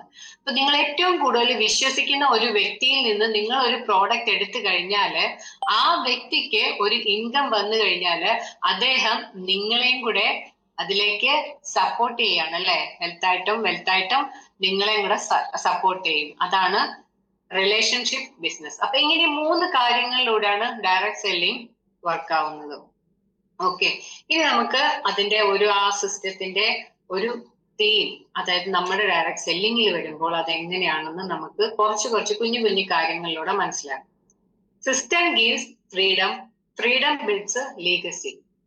അതായത് ഒരു സിസ്റ്റം എപ്പോഴും നമുക്ക് കുറച്ച് ഫ്രീഡം അനുവദിച്ചു തരുന്നുണ്ട്, അല്ലെ? ആ സിസ്റ്റത്തിലൂടെ പോകുന്നവർക്ക് നല്ല ഫ്രീഡം ഉണ്ട്. എന്തിനൊക്കെ? ടൈമിന്റെ ഉണ്ട്, ഫിനാൻഷ്യൽ ഉണ്ട്, എനർജി ഉണ്ട്, അങ്ങനെയുള്ള ഫ്രീഡങ്ങളൊക്കെ ഉണ്ട്, അല്ലെ? ഈ ഫ്രീഡം ഉപയോഗിച്ച് നമ്മൾ എടുക്കുന്ന ഫിനാൻഷ്യൽ ഫ്രീഡം, ടൈം ഫ്രീഡം, ഇതൊക്കെ. ടൈം ഫ്രീഡം കിട്ടിയാൽ എന്താണ് പറ്റുക? നമുക്ക് കൂടുതൽ ടൈം നമുക്ക് ഇഷ്ടമുള്ളവരോടൊത്ത് അല്ലെങ്കിൽ നമ്മളുടെ ഫാമിലിയോടൊത്ത് നമുക്ക് സ്പെൻഡ് ചെയ്യാൻ കഴിയും. ഒരു അപ്പൂപ്പന്, ഇപ്പം അപ്പൻ മീൻസ് ഒരു 60-55 അല്ലെങ്കിൽ ആ ഒരു ഏജിലുള്ള ആൾക്ക് എന്തായാലും ഒരു കൊച്ചുമോൻ ഉണ്ടെങ്കിൽ ആ പുള്ളി എന്നും രാവിലെ 8 തൊട്ട് 5 മണി വരെ വർക്കിന് പോവാണ്. വന്നിട്ട് ക്ഷീണിച്ചിട്ട് പിന്നെ എന്തെങ്കിലും കഴിച്ച് ഒന്ന് ആൾക്കാരോടൊന്ന് വേണ്ടി കിടന്നുറങ്ങുന്നു. ഓക്കെ, അപ്പൊ ആ കുഞ്ഞ് കളിക്കാൻ ചെല്ലുമ്പോ ചിലപ്പം ആ ആളിന് മനസ്സുണ്ടെങ്കിൽ പോലും ചിലപ്പോ അതിന് ഒത്തെന്ന് വരില്ല, അല്ലേ? അപ്പൊ കുഞ്ഞിന് ചെറിയൊരു അകൽച്ചയാണ് അവിടെ ഫീൽ ചെയ്യുന്നത്. അതേസമയം നമ്മൾ ഈ സിസ്റ്റത്തിലുള്ള ഒരു വ്യക്തിക്ക് ടൈം ഇഷ്ടം പോലെ ഉണ്ടല്ലേ. നമ്മൾ കുറച്ചാൾ സ്റ്റിക്ക് ഓൺ ചെയ്ത് ഒരു പാസീവ് ഇൻകത്തിലേക്ക് വന്നു കഴിഞ്ഞാല് നമുക്ക് ടൈം ധാരാളം. നമ്മൾ അന്നേരം ഒരു സൂപ്പർവൈസ് ആ ഒരു മോഡിലേക്ക് മാറിക്കഴിയും. അപ്പൊ അത്രയും സമയം നമ്മുടെ മക്കളോടൊപ്പം നമുക്ക് വേണ്ടപ്പെട്ടവർക്കൊപ്പം ചെലവഴിക്കും. ഇനി ഫിനാൻഷ്യൽ ആണല്ലോ. നമുക്ക് ഒരു ജോലിക്ക് കിട്ടുന്നതെന്ന് പറഞ്ഞാൽ ലിമിറ്റഡ് ആയിട്ടുള്ള ഒരു ഇൻകം ആണ്, അല്ലെ? പക്ഷെ ഇതില് അൺലിമിറ്റഡ് ആയിട്ടുള്ള ഇൻകം ആണ്. അത് ആ ഒരു ഫ്രീഡം നമ്മുടെ ഫാമിലിക്ക് കൊടുത്താല് അവര് ഹാപ്പിയാണ്, അല്ലെ? ഇനി നാളെ ഒരു സമയത്ത് അവര് പറയുന്നത് അവരുടെ പൂർവികര് അവർക്ക് അവരുടെ ഒരു ബ്ലെസ്സിങ് ആണെന്ന് അവർ പറയും. അതാണ് ഫ്രീഡം ബിൽഡ് ലീഗസി. അതായത് മൂല്യത, സംസ്കാരം, ഇതൊക്കെ ഈ ഫ്രീഡമാണ് നമുക്ക് ബിൽഡ് ചെയ്തെടുക്കാൻ സഹായിക്കുന്നത്. ഓക്കെ, ഇനി നമുക്ക് നോക്കാം. ഞാനൊരു ചെറിയൊരു ചോദ്യം നിങ്ങൾക്ക് ഇട്ടുതരണം. Why unordinary people create extraordinary result. നമ്മുടെ ഈ കൂട്ടത്തിൽ ഇരിക്കുന്ന എല്ലാവരും ഓർഡിനറി ആൾക്കാരാണ് അല്ലെ? അല്ലെ? ജോലി ഉണ്ടായിരിക്കാം എല്ലാവർക്കും, പക്ഷെ സൂപ്പർ പവർ ഒന്നും നമുക്കില്ല. ബട്ട് നമ്മൾ ഇതിലേക്ക് വരുമ്പോഴത്തേക്ക് നമ്മൾ ഒരു എക്സ്ട്രാ ഓർഡിനറി റിസൾട്ട് കൊണ്ടുവരുന്നു. എന്തുകൊണ്ടാണ്? ആരെങ്കിലും ചിന്തിച്ചിട്ടുണ്ടോ? എന്തുകൊണ്ടാണ് നമ്മൾ ഒരു എക്സ്ട്രാ ഓർഡിനറി പേഴ്സൺ അല്ലെങ്കിൽ എക്സ്ട്രാ ഓർഡിനറി ഒരു രീതിയിലേക്ക് നമ്മൾ മാറ്റപ്പെടുന്നത്? Because of system. സിസ്റ്റത്തിൽ വരുമ്പം നമ്മൾ ഒറ്റ ഒരാളല്ല വർക്ക് ചെയ്യുന്നത്, നമ്മുടെ ഒരു കൂട്ടായ്മയാണ്. പല നിയമങ്ങളും ഘടകങ്ങളും എല്ലാം അവിടെ വർക്ക് ചെയ്യാണ്. അതുമൂലം നമ്മൾക്ക് ഒറ്റയ്ക്ക് ചെയ്യാൻ ഒക്കാത്ത കാര്യങ്ങള് ചെയ്യാൻ കഴിയുന്നു. ഇപ്പൊ ഞാൻ ചോദിക്കട്ടെ, നമ്മുടെ കേരളത്തില് നമ്മുടെ ഏറ്റവും വലിയ മെന്ററാണ്, ഇതാണ് മനോജ് സാർ അല്ലെ? മനോജ് സാറ് ഒറ്റയ്ക്കാണ് വന്നത്. പക്ഷെ ഈ സിസ്റ്റത്തിലൂടെ ഇന്ന് അദ്ദേഹത്തിന്റെ നെറ്റ്വർക്കിലുള്ളതെന്ന് പറഞ്ഞാല് ഏകദേശം 3.5 ലക്ഷം ആൾക്കാരാണ് അല്ലെ? ഒറ്റയ്ക്ക് സാറിന് ഇതിനകത്തേക്ക് ഇറങ്ങി ചെല്ലാൻ ഒക്കുവോ? ഇല്ല. സാറ് സിസ്റ്റം വൈസ് നമ്മളെ ഓരോരുത്തരെയും ഓരോ ലീഡേഴ്സിനെയും ബിൽഡ് ചെയ്തെടുത്തപ്പോൾ ആ ലീഡേഴ്സിൽ നിന്നാണ് ഇന്ന് ഇത്രയും വലിയ ഒരു ജനസംഖ്യയിലേക്ക് എത്താനൊത്തത് അല്ലെ? അതല്ലെങ്കിൽ ഒറ്റയ്ക്ക് എത്തണമെങ്കിൽ ഒരു സൂപ്പർ പവറോ എക്സ്ട്രാ ഓർഡിനറി കഴിവോ വേണം അല്ലെ? അപ്പൊ അതാണ് പറയുന്നത്, ഓർഡിനറി ആയിട്ടുള്ള പേഴ്സണെ എക്സ്ട്രാ ഓർഡിനറി ആക്കി മാറ്റാൻ നമ്മുടെ ഡയറക്റ്റ് സെല്ലിംഗ് സിസ്റ്റത്തിന് കഴിയും. നമ്മള് ഒന്നിച്ചാണ് വിജയത്തിലേക്ക് എത്തുന്നത് അല്ലെ? ഒരാളായിട്ട് ഒരിക്കലും ഡയറക്റ്റ് സെല്ലിങ്ങിൽ വിജയത്തിലേക്ക് എത്തില്ല. നമ്മൾ ഒന്നിച്ച് നിന്നാലേ ആ വിജയത്തിലേക്ക് നമുക്ക് എത്താൻ കഴിയത്തുള്ളൂ.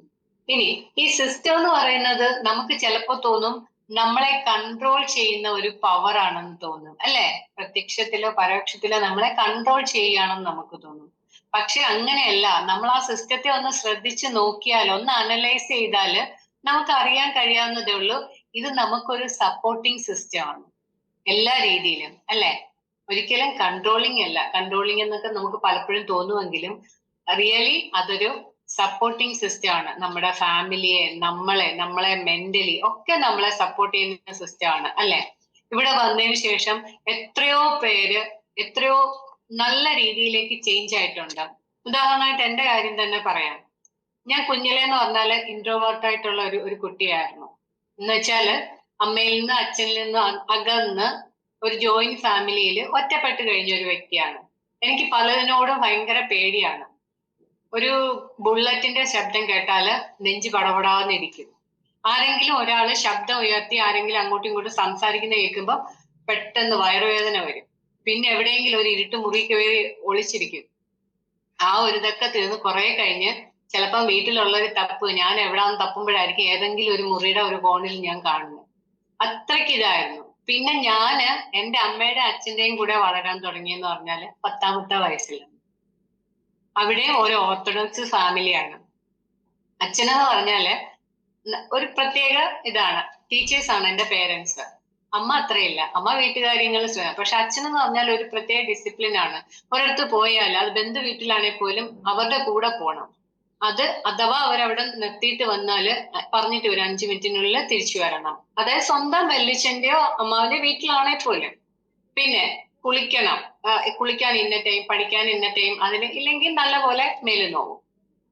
പിന്നെ അതിന്റെ കൂടെ ഈ പേടിയും ഈ ഒരു ഇതും എല്ലാം കൂടെ വന്നിട്ട് ഞാനും ശരിക്കും പറഞ്ഞാല് എനിക്ക് മറ്റുള്ളവരോട് മിങ്കിൾ ചെയ്യാൻ ഈസി അല്ല, ബുദ്ധിമുട്ടാണ്. പിന്നെ അവിടെ നിന്ന് എന്നെ റിക്കവർ ചെയ്യാൻ ഞാൻ കണ്ടെത്തിയൊരു മാർഗമായിരുന്നു നഴ്സിംഗ് ഫീൽഡ്. അവിടെ ആകുമ്പോൾ എനിക്ക് ഒത്തിരി ആൾക്കാരെ കാണാം, സ്വാതന്ത്ര്യമായിട്ട് അവരോട് സംസാരിക്കാം, അവരെ ഹെൽപ്പ് ചെയ്യാം. ഒക്കെ എനിക്ക് പണ്ടേ ഉള്ള ഒരു ആഗ്രഹമാണ് മറ്റുള്ളവരെ ഏതെങ്കിലും രീതിയിൽ, എനിക്ക് എന്തായാലും പൈസ കൊടുത്ത് ഹെൽപ്പ് ചെയ്യാനൊക്കെ വില കൊച്ചല്ലേ, അപ്പൊ അവരെ ഒന്ന് ഹെൽപ്പ് ചെയ്യുക. അതിനാദ്യം കണ്ടെത്ത മാർഗം എന്ന് പറഞ്ഞാല് അല്പമെങ്കിലും എന്നോട് പരിചയം ഭാവിച്ച ഒരാൾ നോക്കിയാൽ ഞാൻ അവരോട് ചിരിക്കും. അതായിരുന്നു എന്റെ ആദ്യത്തെ സോഷ്യൽ സർവീസ്. പിന്നെ നേഴ്സിംഗിലോട്ട് ചെന്നു. അവിടുത്തെ ആൾക്കാരുടെ പല കാര്യങ്ങളും അറിയാം. നമ്മൾ അവിടെ എത്തുന്നവരുടെ ഒരു അവസ്ഥ എന്താണെന്ന് നമുക്ക് അതിൽ നിൽക്കുന്ന ആൾക്കാർക്ക് മനസ്സിലാവും. അങ്ങനെ അവരോട് ആ ഒരു രീതിയിലൊക്കെ മിങ്കിൾ ചെയ്ത്, എന്നാലും നമ്മുടെ ഉപബോധ മനസ്സിൽ കുഞ്ഞിലത്തെ ആ കുറെ കാര്യങ്ങള് ഡെപ്പോസിറ്റ് ആയിട്ട് കിടപ്പുണ്ട്. നേഴ്സിംഗിൽ ഞാൻ വിജയമാണ്, പക്ഷെ എന്റെ സോഷ്യൽ ലൈഫിൽ ഞാൻ പരാജയം. എനിക്ക് തന്നെ അറിയാം, നല്ല പരാജയം. എന്ന് വെച്ചാല് ഒരാള് എങ്ങനെയുള്ള ആളെന്ന് മനസ്സിലാക്കാനോ വിശ്വസിക്കാനോ ഒന്നും കഴിഞ്ഞിട്ടില്ല. പക്ഷെ ഇന്ന് 3 വർഷം കഴിഞ്ഞ് ഞാൻ ഈ ബയോട്ടോറിയത്തിൽ വന്നിട്ട് എന്നെ കൊണ്ടുവന്ന എന്റെ അപ്ലൈൻ അറിയാം, ഞാൻ കൊണ്ടുവന്ന സമയത്ത് എന്റെ ആ ഒരു വ്യക്തിത്വം, ഒരു മീറ്റിങ്ങിന് വന്നിരുന്നിട്ട് ഒരു വക മിണ്ടാതെ എഴുന്നേറ്റ് പോയൊരു വ്യക്തിയാണ് ഞാൻ. ലീഡേഴ്സ് എല്ലാം കാര്യങ്ങൾ പറയുന്നുണ്ട്, പക്ഷെ എനിക്കൊന്നും പറയാനും ഇല്ല. എന്തോ എവിടെയോ പിടിച്ചിട്ടല്ലേ, കരയ്ക്ക് പിടിച്ചിട്ട ഒരു മീനിന്റെ അവസ്ഥയായിരുന്നു. പക്ഷെ ഇന്നിപ്പം എനിക്ക് ഇന്ന് എത്ര പേര് സൂമിൽ ഉണ്ടെന്നറിയില്ല, പക്ഷെ ആ ഉള്ളവരോട് മനസ്സ് തുറന്ന് എനിക്ക് എന്തെങ്കിലും സംസാരിക്കാൻ, എന്നിലെ ഞാൻ എടുക്കുന്ന അറിവുകൾ അത് പകരാൻ ഒക്കെ ഉള്ള ഒരു ധൈര്യം തന്നത് ഈ ബയോട്ടോറിയാണ്, അല്ലെ? അപ്പൊ അത് എന്റെ ജീവിതത്തിന്റെ ഒരു ടേണിംഗ് പോയിന്റ് ആണ്. ഇന്ന് എന്റെ മോള് UK പഠിക്കുകയാണ്. അവള് അവിടെ BSc നഴ്സിംഗ് പഠിക്കുകയാണ്. 2 വർഷം, ഈ സെപ്റ്റംബർ ആകുമ്പോൾ 2 വർഷമാവും. അന്ന് അവൾ ഇറങ്ങി തിരിച്ചതെന്ന് പറഞ്ഞാൽ അവൾക്ക് മെറിറ്റിൽ കിട്ടിയതിന്റെ അവിടെ പക്ഷെ മെറിറ്റിൽ ആ ഒരു സ്കോളർഷിപ്പിന്റെ ആ ഒരു ടൈം കുറച്ചൊരു ബുദ്ധിമുട്ട്, അവിടെ ഒരു ഇലക്ഷൻ വന്ന് ക്ലോസ് ചെയ്ത് അങ്ങനെ അതങ്ങ് നഷ്ടപ്പെട്ടു. പക്ഷെ കുഞ്ഞിന്റെ 1 വർഷം പോയി. അപ്പൊ അവരുടെ ഏജൻസിനെ വിളിച്ചിട്ട് പറഞ്ഞു, അമ്മയുടെ അവസ്ഥ അറിയാം, ബട്ട് അവളെ എങ്ങനെയല്ലേ എഫോർട്ട് എടുത്ത് പഠിപ്പിക്കുക, അവൾ അത് വീടിക്കോളൂ എന്നാണ്. ഞാൻ പറഞ്ഞു ശരി, ഓക്കെ എന്നും പറഞ്ഞുകൊണ്ട് ഫസ്റ്റ് 24 ലക്ഷം രൂപയാണ് ഞാൻ സംഘടിപ്പിച്ചത്. ഓർക്കണം, ഒരു ജോലിയില്ല, ഒന്നുമില്ല, ഒരു ഇടയ്ക്കൊന്ന് 2 ബേക്കിംഗ്, അത്രയല്ല, ഒന്നുമില്ലല്ലേ. അത് ചെയ്തു. ഈ 2ാം വർഷം ഇപ്പൊ ഞാൻ 18 ലക്ഷം രൂപ പ്ലസ് 18 അയച്ചു കൊടുത്തു. ഇനി അടുത്ത വർഷം 18 ലക്ഷം രൂപ. പക്ഷേ ഈ ബയോട്ടോറിയത്തിന് വരുന്നതിന് മുമ്പാണ് ഞാൻ ഈ ഒരു അവസ്ഥയിൽ എത്തുന്നതെങ്കിൽ തീർച്ചയായിട്ടും എന്റെ ഹാർട്ട് നിന്നു പോകുമായിരുന്നു. ബട്ട് ഇന്ന് എനിക്ക് നല്ല ധൈര്യമുണ്ട്. താമസിച്ചിട്ടാണെങ്കിലും പതുക്കെ ആയിട്ടാണെങ്കിലും ഞാൻ ഇതിന്റെ ഒരു ടോപ്പ് പൊസിഷനിൽ എത്തും എന്നുള്ള ചിന്ത എന്റെ മനസ്സിലുണ്ട്. എത്തുമോ ഇല്ലേ അത് സെക്കൻഡറി. ബട്ട് പ്രൈമറി ഞാൻ വിചാരിക്കുന്നു, ഞാൻ സ്റ്റേബിൾ ആയിട്ട് സ്റ്റിക്ക് ഓൺ ചെയ്ത് ഇതിനെ എന്റെ ബ്രെയിനിലും ഹാർട്ടിലും ഞാൻ ഇൻജെക്ട് ചെയ്ത് കഴിഞ്ഞു. ആ ഒരു ലെവലിലേക്ക് ഞാൻ പോയാൽ, ജെന്യൂനായിട്ട് സത്യസന്ധമായിട്ട് ഞാൻ ഇതിലേക്ക് വന്ന് ഇതിലേക്ക് മറ്റുള്ളവരിലേക്ക് എത്താൻ നോക്കിയാൽ ഞാൻ എത്തും. ഏറ്റവും നല്ല ലെവലിൽ തന്നെ എത്തും. 5 വർഷമല്ല, 10 വർഷമല്ല, ഞാൻ 100 വയസ്സ് വരെ ഉണ്ടെങ്കിൽ ആരോഗ്യമുണ്ട്. ആ 100 വയസ്സ് വരെയും ഞാൻ ഈ ബയോട്ടോറിയത്തിൽ തന്നെ സ്റ്റിക്ക് ഓൺ ചെയ്യും. ചിലപ്പോൾ മരിച്ച് വീഴുമ്പോഴും ഈ ബയോട്ടോറിയത്തിന്റെ ഇല്ലേ, ഇപ്പൊ നാഷണൽ ഫ്ലാഗ് ഒക്കെ പതിപ്പിക്കുന്ന അതൊക്കെയാണ് എന്റെയും സ്വപ്നം, ഇല്ലേ? ഈ ബയോട്ടോറിയം ഇന്റർനാഷണൽ ലെവൽ വരുമ്പോ ഞാൻ ഇന്റർനാഷണൽ ലെവൽ ആവുകയാണ്, അല്ലെ? അപ്പൊ അതിന്റെ ആ ഒരു ഹാപ്പിനെസ് എന്ന് പറഞ്ഞാൽ അത് അനുഭവിച്ച് തന്നെ അറിയണം. ഓക്കെ, ഒരുപാട് കാട് കയറി, സോറി. അപ്പം ഇനിയിപ്പോ നമുക്ക് നോക്കാം. ഈ സിസ്റ്റം എന്ന് പറയുന്നത് നമ്മളുടെ ടൈമിനെയും എനർജിയെയും ഡ്രീംസിനെയും ഒക്കെ റെസ്പെക്ട് ചെയ്യുന്ന ഒരു കാര്യമാണ് ഡയറക്റ്റ് സെല്ലിംഗ് സിസ്റ്റം, അല്ലെ? ഒന്ന് ഓർത്ത് നോക്കിയേ. നമ്മള് ഒരു ജോലിയിൽ ഇരുന്നിട്ട് ഒരു വീട് വെക്കണമെങ്കിൽ എവിടുന്നൊക്കെ ലോൺ എടുക്കണം, എന്തെല്ലാം കാര്യങ്ങൾ ചെയ്യണം. പക്ഷെ ഈ ബയോട്ടോറിയത്തിൽ വന്നിട്ട് ആത്മാർത്ഥമായിട്ട് വർക്ക് ചെയ്ത്, അല്ലെ, ജെന്യൂനായിട്ട് നിന്നിട്ട് മറ്റൊരാളുടെ സന്തോഷം മാത്രം കാണാൻ ആഗ്രഹിച്ച് നിന്നിട്ട് മറ്റൊരാളെ, അതിപ്പോ ആരുമായിക്കൊള്ളട്ടെ, അവരെ ഏത് രീതിയിൽ എനിക്ക് ഹെൽപ്പ് ചെയ്യാം എന്നുള്ള ചിന്തകൾ മനസ്സിൽ തുടർച്ചയായിട്ട് കൊണ്ടുവരുന്ന ഒരു വ്യക്തിക്ക് അവന്റെ ഡ്രീമിലേക്ക് എത്താം, എക്സ്ട്രീം പവറിലേക്ക് എത്താം. ഞാനത് ഉറപ്പ് വരുന്നു. പണ്ടൊക്കെ ഈ എല്ലാവരും പറയും നെഞ്ചിലേറ്റുക എന്ന് പറയുമ്പോ ഞാൻ ഇങ്ങനെ ആലോചിക്കുന്നു, എന്ത് ഈ പറയുന്നതിനെ ശരിക്കും അവരെന്താ ഉദ്ദേശിച്ച് പറയുന്നത്. But now I feel it. എനിക്കിപ്പോ അറിയാം നെഞ്ചിലേറ്റുക എന്താന്ന്. എന്ന് വെച്ചാല് ഹാർട്ടാണ് ലവ്, ബ്രെയിൻ ആണ് ഇന്റലിജൻസ്. അപ്പൊ ബ്രെയിനേക്കാളും കൂടുതൽ ഹാർട്ടിലേക്ക്, അതായത് നമ്മൾ ലവ് ചെയ്യുമ്പോഴാണ്, ഒരു സാധനത്തെ നമ്മൾ ഇഷ്ടപ്പെടുമ്പോഴാണ് നമ്മൾ അതിനകത്തേക്ക് പൂർണ്ണമായിട്ടും സമർപ്പണം നടത്തുന്നത്, ഡെഡിക്കേഷൻ നടത്തുന്നത്, അല്ലെ? ഓക്കെ, അപ്പൊ ആ ഒരു ലെവലിലേക്ക് ഈ ഇരിക്കുന്ന എല്ലാവരും എത്തിയിട്ടുണ്ടാകും എന്നുള്ളൊരു വിശ്വാസമാണ് പലരുടെയും, സലിമിക്കയുടെയും ഗീത മാമിന്റെയും സത്യസാറിന്റെ ഒക്കെ മുഖം ഞാൻ കാണുന്നുണ്ട്. അപ്പം മനസ്സിലാക്കാൻ അങ്ങനെ ഒരു ചിന്തയിലാണ് ഞാനും ഇപ്പൊ ഇരിക്കുന്നത്, അല്ലെ? ഓക്കെ, ഇനി നമുക്ക് ഈ ഡയറക്റ്റ് സെല്ലിംഗ് കമ്പനിയിൽ സിസ്റ്റത്തിലൂടെയാണ് നമ്മൾ പോകുന്നത്. ഇനി സിസ്റ്റം ഇല്ലാത്തൊരവസ്ഥയും സിസ്റ്റത്തിലുള്ള അവസ്ഥയും തമ്മിലുള്ള ഒരു ചെറിയൊരു ഒരു കമ്പയറിങ് നമുക്ക് നോക്കാം. എന്താ, ഈ സിസ്റ്റത്തിൽ അല്ലാതുള്ള ഒരു വ്യക്തിയാണെന്നുണ്ടെങ്കിൽ ഡിപ്പെൻഡ് ഓൺ മൂഡ് വർക്ക് ചെയ്യുന്ന എങ്ങനെ ആയിരിക്കും, മൂഡിനനുസരിച്ചായിരിക്കും അല്ലെ.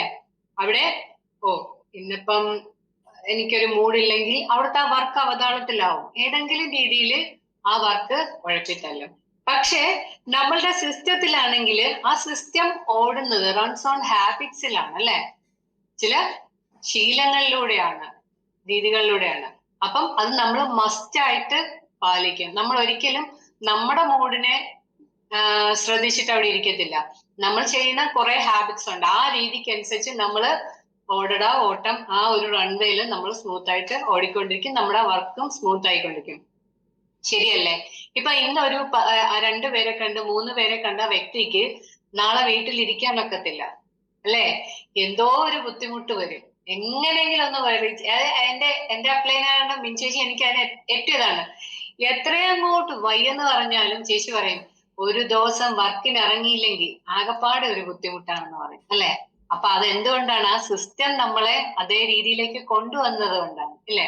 മഴയായാലും ചൂടായാലും ഒക്കെ നമ്മൾ ഇറങ്ങും അല്ലേ.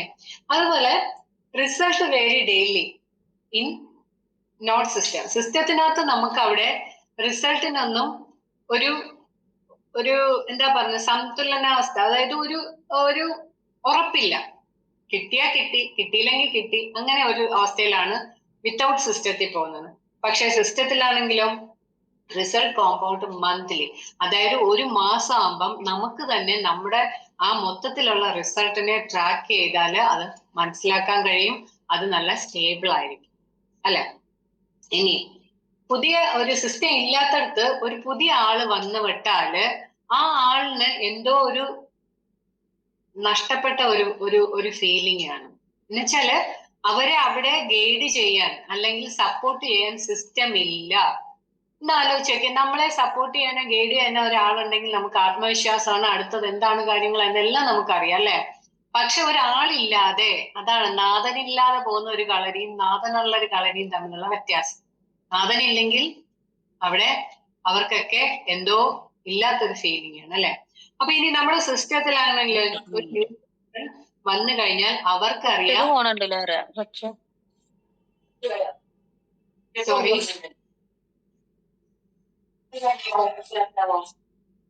ഓക്കെ. വന്നാല് അടുത്ത സ്റ്റെപ്പ് എന്താണെന്ന് കൃത്യമായിട്ട് അറിയാം. എന്തുകൊണ്ടാണ്? നമുക്ക് മുന്നേ ഉള്ള നമ്മുടെ ലീഡേഴ്സ് പല കാര്യങ്ങളും നമ്മളെ ട്രെയിൻ ചെയ്യുന്നത് കൊണ്ട് അടുത്തത് എന്ത് ചെയ്യണം അല്ലെ.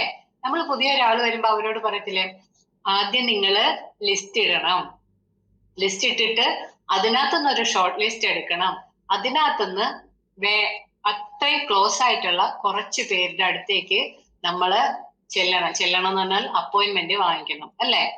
അപ്പം അവർക്കറിയാം ആദ്യം എന്ത് ചെയ്യണം, അടുത്ത സ്റ്റെപ്പ് എന്ത് ചെയ്യണം, ഇനി അപ്പോയിന്റ്മെന്റ് എടുത്താൽ എങ്ങനെയാണ് പോകേണ്ടത്, അതും സിസ്റ്റം പറഞ്ഞു തരും. നമ്മുടെ ലീഡേഴ്സ് അവിടെ അതിനെ നമ്മളിലേക്ക് എത്തിക്കാൻ പാകത്തിന് ആ സിസ്റ്റത്തിലൂടെ നമ്മളെ നടത്തിക്കുന്നതുകൊണ്ട് നമുക്ക് അറിയാൻ കഴിയും. ഇനി ലീഡേഴ്സിന്റെ കാര്യത്തിലാണെങ്കിലോ, ഒരു സിസ്റ്റം ഇല്ലാത്ത ഒരു ഇതും ഇല്ലാത്ത ഒരു ഗ്രൂപ്പിലാണെങ്കിൽ ആ ലീഡേഴ്സ് കിടന്ന് വെള്ളം കുടിക്കും അല്ലെ. ഒരാള് തെക്കോട്ടൊന്ന് പോയാൽ ഒരാൾ വടക്കോട്ട് പോകും, ഒരാൾ കിഴക്കോട്ട് പോകും, അതിന് തോന്നിയത് ചെയ്യുന്ന ഒരു സിസ്റ്റത്തിൽ ചെന്ന ആ ലീഡറിന്റെ കഷ്ടകാലം. എന്നാല് നമ്മുടെ സിസ്റ്റത്തിലാണെങ്കിൽ ലീഡർ ഗെറ്റ്സ് ഫ്രീ. ആദ്യം നമ്മൾ ആ ഒരു ലീഡർ, കസ്റ്റമർ ഡിസ്ട്രിബ്യൂട്ടർ ലീഡർ അല്ലെ, ആ ഒരു ലീഡർഷിപ്പിലേക്ക് വന്നു കഴിഞ്ഞാല് നമ്മുടെ പണി ഏകദേശം കുറഞ്ഞു. പിന്നെ നമ്മളെല്ലാം സപ്പോർട്ടിങ്ങും സൂപ്പർവൈസിങ്ങും അങ്ങനെ ആ രീതിയിലേക്ക് പോകും കറക്റ്റ് ആയിട്ട്. അത് വന്നവർക്കും നമുക്കും എല്ലാം ഒരു ഫ്രീ മൈൻഡ് കിട്ടാൻ അത് കാരണമായിത്തീരുന്നു. ഓക്കെ, ഇനി നമുക്ക് നോക്കേണ്ടത് ഇതിനകത്തൊരു 5 പില്ലേഴ്സ് ഉണ്ട് നമ്മുടെ സിസ്റ്റത്തില്. അത് ഏതൊക്കെയാണെന്നുകൂടി നമുക്ക് നോക്കാം. അതിനെ നമ്മളുമായിട്ട് കൂടെ ഒന്ന് ഉപമിക്കണേ. സിസ്റ്റത്തിലെ കാര്യത്തെ എപ്പോഴും നമ്മൾ ഒരു കാര്യത്തെ വേറൊരു കാര്യമായിട്ട് നമ്മളൊന്ന് കമ്പയർ ചെയ്ത് നമ്മുടെ മനസ്സിൽ ആ ഒരു ഇമാജിൻ കൊണ്ടുവന്നാല് വായിക്കുകയും വേണ്ട, കൂടുതൽ എഴുതി പഠിക്കുകയും വേണ്ട, ആ ഇമാജിനേഷൻസ് എല്ലാം നമ്മുടെ ബ്രെയിനിൽ കിടക്കും. അപ്പൊ നമ്മൾ പറയുന്ന ഓരോ കാര്യത്തെയും നമുക്ക് ഇഷ്ടമുള്ള ഒരു കാര്യമായിട്ട് കോർത്തിണക്കി നമ്മൾ ബ്രെയിനിലോട്ട് ഇട്ട് കൊടുത്താല് ആവശ്യമുള്ളപ്പം നമ്മൾ വിളിച്ചില്ലേ തന്നെ അത് റീകോൾ ചെയ്ത് തിരിച്ച് നമ്മുടെ പ്രവൃത്തി മണ്ഡലത്തിലേക്ക് അത് എത്തിച്ചേരും. അപ്പൊ നമുക്ക് നോക്കാം. ഒന്നാമത്തെ കാര്യം എന്ന് പറഞ്ഞാല് daily method of operation, DMO. അതിനെ നമുക്ക് സെൽഫ് കെയറിനോട് കമ്പയർ ചെയ്യാം. എങ്ങനെയാന്ന് നമുക്ക് നോക്കാം. നമ്മളിപ്പോ ദിവസം നമ്മുടെ ഒരു കെയറിങ് നമ്മൾ ചെയ്യാറുണ്ട് അല്ലെ, പല്ല് തേക്കുക, കുളിക്കുക, അങ്ങനെയുള്ളത്. അപ്പൊ അതുപോലെ തന്നെ ഇതിനകത്ത് DMO എന്ന് പറയുന്നത് ഡെയിലി മെത്തേഡ് ഓപ്പറേഷൻ ആണ്. ഒരു ദിവസം കുറഞ്ഞത് 2 പേരെങ്കിലും കാണുക. ഓക്കെ. പിന്നെയോ അവർക്ക് പ്രസന്റേഷൻ കൊടുക്കുക, അവരെ ഫോളോ അപ്പ് ചെയ്യുക. പ്രസന്റേഷൻ കൊടുക്കുന്നവരെയും ഫോളോ അപ്പ് ചെയ്യുക. അതില്ലെങ്കിൽ നമുക്ക് നമ്മളുടെ ഡിസ്ട്രിബ്യൂട്ടറോ കസ്റ്റമറോ ആയി മാറിയ വ്യക്തികളുണ്ടല്ലേ, അവർക്ക് ഫോളോ അപ്പ്, നമ്മളെ കൊണ്ട് ആവുന്ന അത്രയും ഫോളോ അപ്പ് കൊടുക്കണം. അതൊക്കെ എന്ന് പറഞ്ഞാൽ നമ്മുടെ അവരുമായിട്ടുള്ള റിലേഷൻ ഇപ്പൊ ഒരു ബിസിനസ്സിലേക്ക് വരുന്നില്ല. എനിക്കിപ്പം ഞാൻ ചെല്ലുന്നിടത്ത് പലരും പറയുന്നുണ്ട്. കഴിഞ്ഞ ദിവസം കൂടെ കേട്ടതാണ്. എൻ്റെ ഒരു കസിൻ ബ്രദറിനോട് വന്നപ്പോ എന്നോട് വന്ന്, മോള് പറയുന്ന കണക്ക് കാര്യങ്ങൾ പറയാൻ എന്നെ കൊണ്ടൊക്കില്ല, വേണമെങ്കിൽ ഞാൻ ആരെങ്കിലും കണക്ട് ചെയ്ത് തരാം, പക്ഷെ മോള് പറയുന്ന കണക്ക് പറയാൻ എന്നെ കൊണ്ടൊക്കത്തില്ല. ഞാൻ പറഞ്ഞു, ഏട്ടാ, ഞാനും 3 വർഷം മുന്നേ വരെ ഒന്നും പറയാൻ നിൽക്കാത്തൊരു വ്യക്തിയായിരുന്നു. ഇന്ന് ഇതുപോലെ ഇതിൽ വന്നു കണ്ട് കേട്ടു കാര്യങ്ങൾ പഠിച്ചാണ് ഞാൻ പറയുന്നത്, അല്ല ഒറ്റൊരു ദിവസം കൊണ്ട് ഞാനിങ്ങനെ പറയാൻ തുടങ്ങിയല്ല.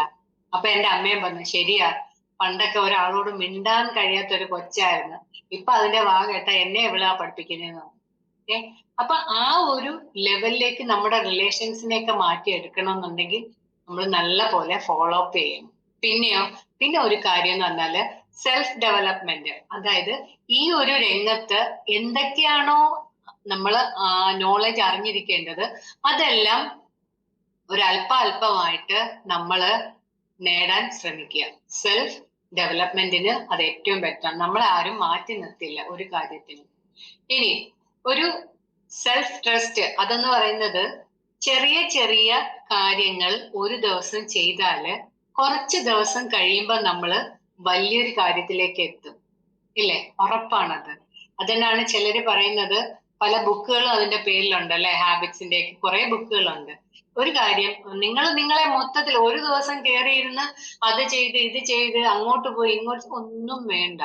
നമ്മൾ ഇപ്പൊ വായനയാണോ, ഒരു ദിവസം 1 പേജ് വായിച്ചാൽ മതി. അങ്ങനെ വെക്കുമ്പം നമ്മൾ ഒരു വർഷം ആകുമ്പോഴത്തേക്ക് 365 പേജ് വായിച്ചു, ഇല്ലേ?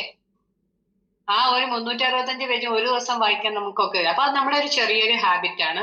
അത് വലിയൊരു റിസൾട്ടിലേക്ക് നമ്മളെ കൊണ്ടെത്തിക്കുന്ന അതൊരു സെൽഫ് ട്രസ്റ്റ് ആണ്. ഇനിയെങ്കിൽ പ്രോഡക്റ്റ് എക്സ്പീരിയൻസ് അതെന്ന് പറയുന്നത് ഒരു സെൽഫ് റെസ്പെക്റ്റ് ആണ്, അല്ലേ? എങ്ങനെയാണത്? Buy the products, use the products, love the products and share your products history and your genuine result. അല്ലെ? ഒരാൾ ഒരു പ്രോഡക്റ്റ് വാങ്ങിച്ചിട്ട് അതിനെ യൂസ് ചെയ്തിട്ട് അത് നല്ലതാണെന്ന് മനസ്സിലാക്കുമ്പോൾ അതിനെ സ്നേഹിച്ചു കഴിഞ്ഞാല് നമ്മുടെ ഒരു പ്രത്യേകതയാണ്, സ്നേഹിക്കുന്ന എന്ത് കാര്യത്തെയും നമുക്ക് ഷെയർ ചെയ്യാനൊക്കും, നല്ല മനസ്സാണെങ്കിൽ. അല്ലെങ്കിൽ അവരിഷ്ടപ്പെട്ട സാധനം അവരുടെ കയ്യിൽ തന്നെ ഇരിക്കും, ആർക്ക് ഷെയർ. പക്ഷെ നല്ലൊരു മനസ്സിന്റെ ഉടമയാണെങ്കിൽ നമ്മൾ ഇഷ്ടപ്പെടുന്ന കാര്യത്തെ നമുക്ക് ഇഷ്ടപ്പെടുന്നവർ കൂടെ ഷെയർ ചെയ്യും, അല്ലെ? അപ്പൊ അങ്ങനെയാണ് ഈ ഒരു സിസ്റ്റത്തില് ഈ ഒരു സെല്ലിംഗ് എന്ന് പറയുന്ന ആ ഒരു പ്രോഗ്രസ് നടക്കുന്നത് ഈ ഒരു ഷെയറിങ്ങിലൂടെയാണ്. ഓക്കെ. ഇനി അടുത്തതെന്ന് പറഞ്ഞാല് സെൽഫ് ലവ്. നമ്മൾ എങ്ങനെയാണോ നമ്മളെ സ്നേഹിക്കുന്നത് അതാണ് നമ്മുടെ ടീമില് വരുത്തേണ്ട കാര്യം, അല്ലേ? ഉറപ്പല്ലേ? നമ്മൾ നമ്മളെ സ്നേഹിക്കുന്ന പോലെ ടീമിനെ സ്നേഹിച്ചാല് ടീം തിരിച്ച് സ്നേഹിക്കും, നമ്മള് കാണുന്ന സ്വപ്നം സഫലമാവും. അപ്പൊ ഈ ടീം ട്രെയിനിങ് എന്ന് പറയുമ്പോൾ നമുക്ക് എല്ലാവർക്കും അറിയാം. അതിനകത്ത് ആദ്യം ഒരാള് ചേർന്ന് കഴിഞ്ഞാല് ബിസിനസ് ഓറിയന്റേഷൻ പ്രോഗ്രാമിലേക്ക് കൊണ്ടുവരിക, പിന്നെ അത് NDOP മാറ്റുക, പിന്നെ ടെക്നിക്കൽ വർക്ക്ഷോപ്പ്. അത് നമുക്കറിയാം. ടെക്നിക്കൽ എന്ന് പറയുമ്പം ഇതിനകത്ത് ഐഡിയ അടിക്കാൻ പഠിക്കണം, പിൻ റിക്വസ്റ്റ് കൊടുക്കാൻ, ആക്ടിവേഷൻ ചെയ്യാൻ പഠിക്കണം, പോസ്റ്റ് ഇടാൻ പഠിക്കണം, ഒരു വീഡിയോ എഡിറ്റ് ചെയ്തിടാൻ പഠിക്കണം. ഇതെല്ലാം ഇതിനകത്തെ ടെക്നിക്കൽ വശങ്ങളാണ്, അല്ലെ? നമ്മുടെ ഇതിനകത്ത് നമ്മൾ ഓപ്പൺ ചെയ്യുമ്പം ആ പോർഷനകത്ത് കുറെ കാര്യങ്ങൾ ഇങ്ങനെ വന്ന് കിടപ്പുണ്ട്. ഇതെല്ലാം നോക്കണമെങ്കിൽ നമുക്ക് കുറച്ച് ടെക്നിക്കൽ വശങ്ങളും കൂടെ ഒക്കെ അറിഞ്ഞിരിക്കണം. പിന്നെയോ ദിവസേനയുള്ള സൂം, വീക്ക്ലി ഉള്ള സൂമുകളുണ്ട്, മന്ത്ലി ഉള്ള കമ്പനി സൂമുകളുണ്ട്. അതൊക്കെ നമ്മൾ അറ്റൻഡ് ചെയ്യാൻ ശ്രമിക്കുക.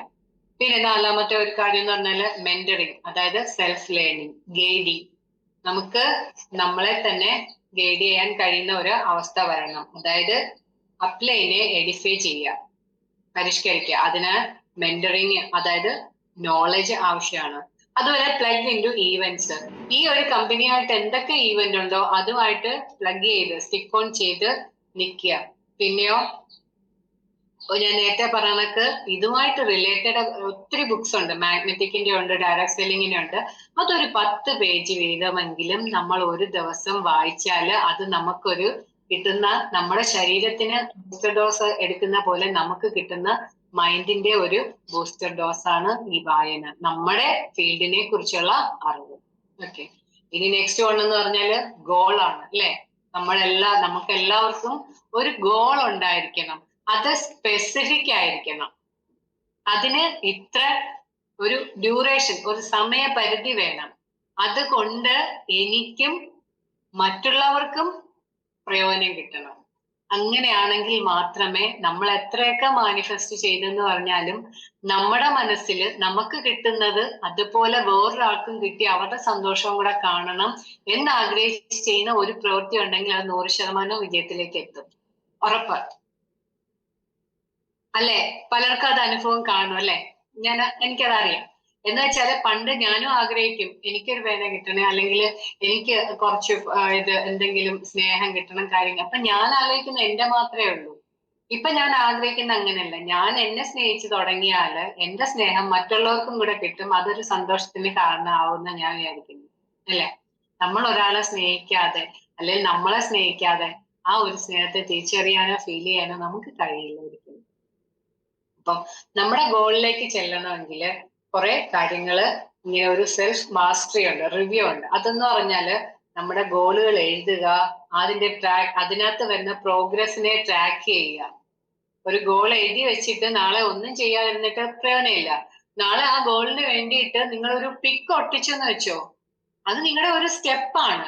അപ്പൊ നിങ്ങൾക്ക് അതിനെ ട്രാക്ക് ചെയ്യാം. ഞാൻ ഈ ദിവസം എന്ത് ചെയ്തു, എന്റെ ഗോളിന് വേണ്ടിയിട്ട് എന്ത് ചെയ്തു, അത് നമുക്ക് വിസിബിൾ ട്രാക്കിംഗ് ആണ് അല്ലെ.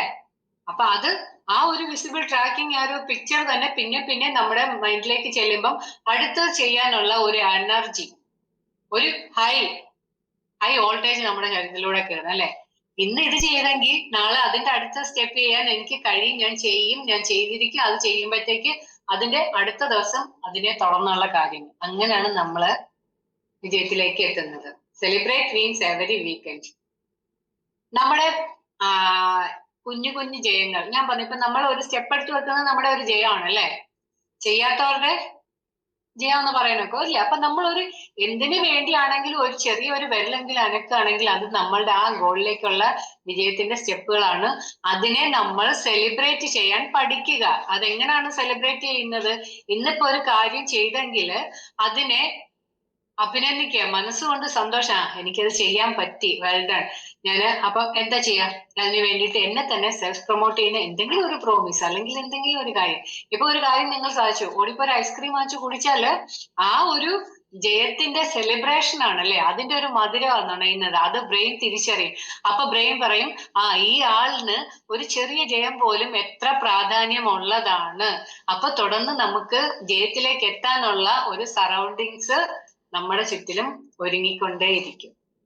അപ്പൊ നമ്മുടെ ചെറിയ ഒരു ജയത്തെ പോലും നമ്മള് ആഘോഷിക്കാൻ പഠിക്കുക. നമ്മൾ അങ്ങനെ ചെയ്യാറില്ല. നമ്മൾ പിശുക്കന്മാരാണ് ആ കാര്യത്തിൽ, ലോകോത്തര പിശുക്കരാണ്, പ്രത്യേകിച്ചും മലയാളികൾ അല്ലെ. ഒരു ജയങ്ങളും അവർക്ക് ജയങ്ങളല്ല. ആലോചിക്കുന്ന അടുത്ത ജയം എന്താന്നാണ് ആലോചിക്കുക. അതുകൊണ്ട് ഈ കിട്ടിയ ജയത്തെ ആഘോഷിക്കാൻ അവര് അപ്പാടെ മറന്നുപോകും. അതെന്ന് പറഞ്ഞാല് ബ്രെയിനിന് കൊടുക്കുന്ന ഒരു അടിയാണ്.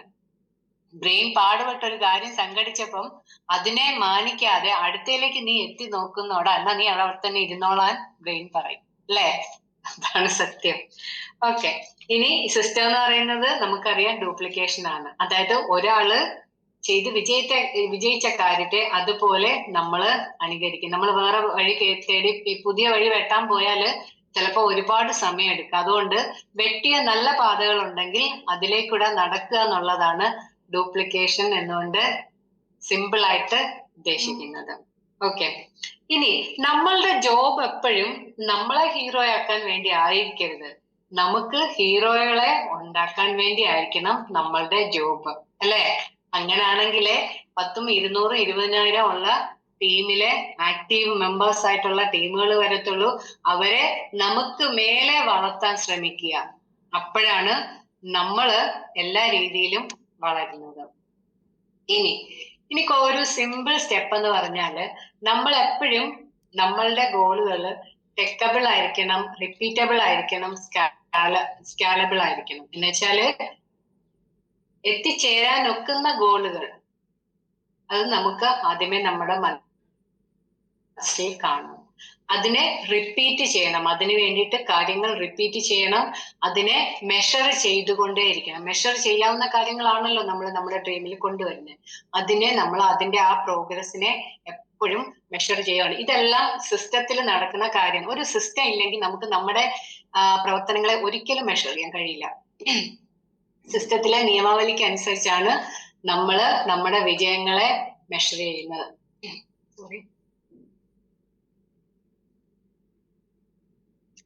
ഇനി ഇതൊക്കെ നടന്നു കഴിഞ്ഞാല് എന്താണ് what happens when you follow system?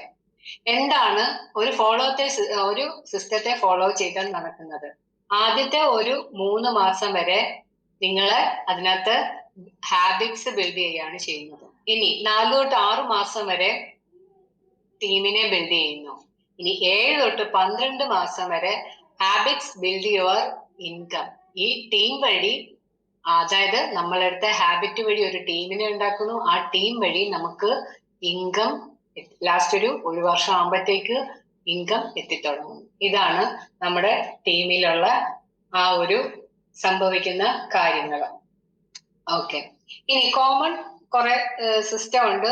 ഈ നമ്മുടെ ഇതിനെ ബ്രേക്ക് ചെയ്യുന്ന കോമൺ ആയിട്ട് കുറച്ച് കാര്യങ്ങളുണ്ട്. സിസ്റ്റത്തെ ബ്രേക്ക് ചെയ്യുന്ന, നശിപ്പിക്കുന്ന കാര്യങ്ങൾ എന്തൊക്കെയാണ്?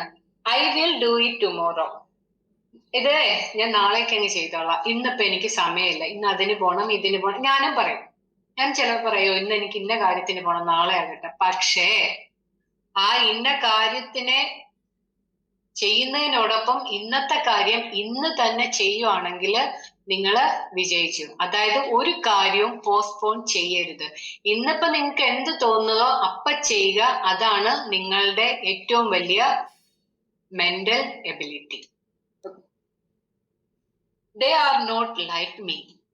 ചിലര് പറയും, ഓ അവൻ എന്നെ പോലെ ഒന്നുമല്ല, എനിക്ക് നല്ല കഴിവുണ്ട്, അവന്റെ കൂട്ടൊന്നും അല്ല ഞാൻ എപ്പോ ചെയ്താലും, ഞാൻ എന്ത് ചെയ്താലും അത് കറക്റ്റ് ആയിട്ട് വരും.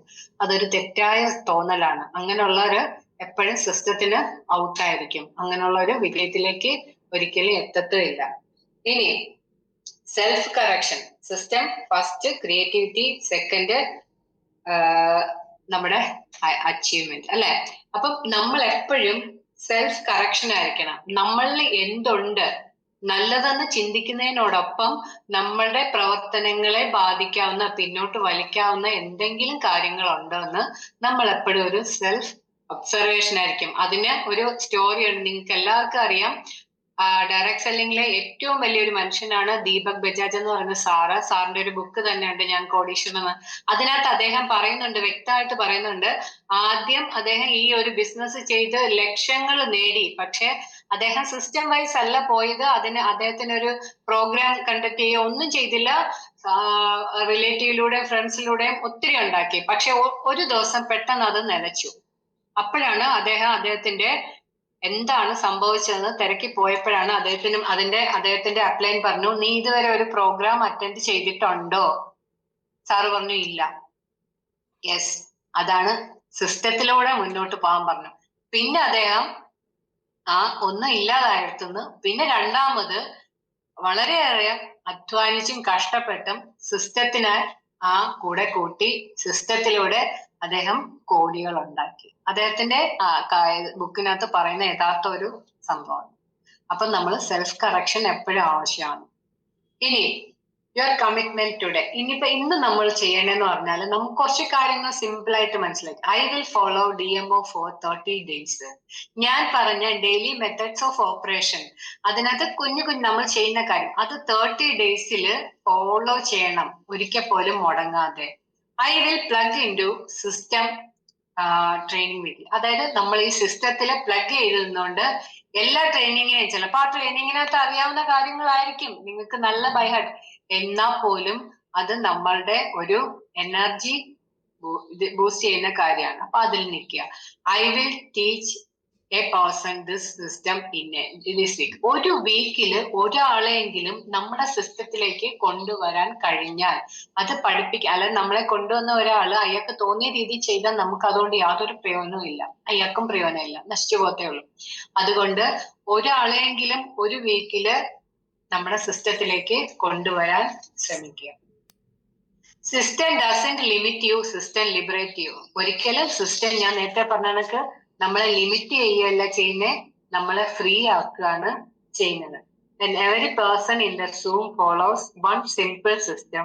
We don't just train, we transform generations.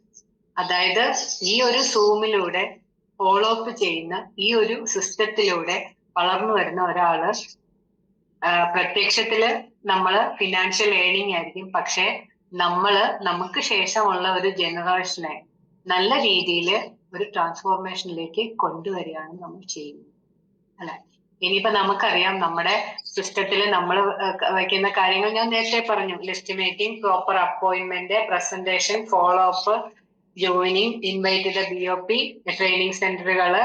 അത് കഴിഞ്ഞിട്ട് നമ്മൾ ചെയ്യുന്നത്, ഇതെല്ലാം വരുമ്പോൾ നമ്മൾ ചെയ്യുന്ന ഒരു കാര്യമാണ് സിസ്റ്റത്തിലൂടെ ഒരാളെ കസ്റ്റമറിൽ നിന്നും ഡിസ്ട്രിബ്യൂട്ടറിലേക്കും, ഡിസ്ട്രിബ്യൂട്ടറിൽ നിന്നും ലീഡർഷിപ്പിലേക്കും, ലീഡർഷിപ്പിൽ നിന്നും ഏറ്റവും വലിയ അച്ചീവ്മെന്റ്സിലേക്കും, നമ്മൾ ആഗ്രഹിച്ച അച്ചീവ്മെന്റ്സിലേക്കും നമ്മൾ ആ പേഴ്സണെ കൊണ്ടെത്തിക്കുമ്പോഴത്തേക്ക് ആ പേഴ്സൺ ഈ ഒരു ഈശ്വരനോട് അല്ലെങ്കിൽ പ്രപഞ്ചത്തിനൊപ്പം കാണുന്നത് അവന്റെ കൂടെ നിന്ന് സപ്പോർട്ട് ചെയ്ത അപ്ലൈനെയും, അത് ഏത് വഴിയാണ്?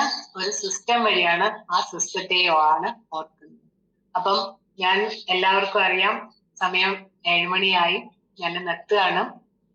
നമ്മുടെ ഈ ബയോട്ടോറിയത്തില് അല്ലെങ്കിൽ ഡയറക്ട് സെൻഡിങ് കമ്പനിയില് സിസ്റ്റം എത്രമാത്രം പവർഫുൾ ആണ് അല്ലെങ്കിൽ ഇമ്പോർട്ടന്റ് ആണെന്ന് ഇതിനോടകം തന്നെ കുറച്ചെങ്കിലും എല്ലാവർക്കും മനസ്സിലായി കാണുന്ന വിശ്വസിക്കുന്നു.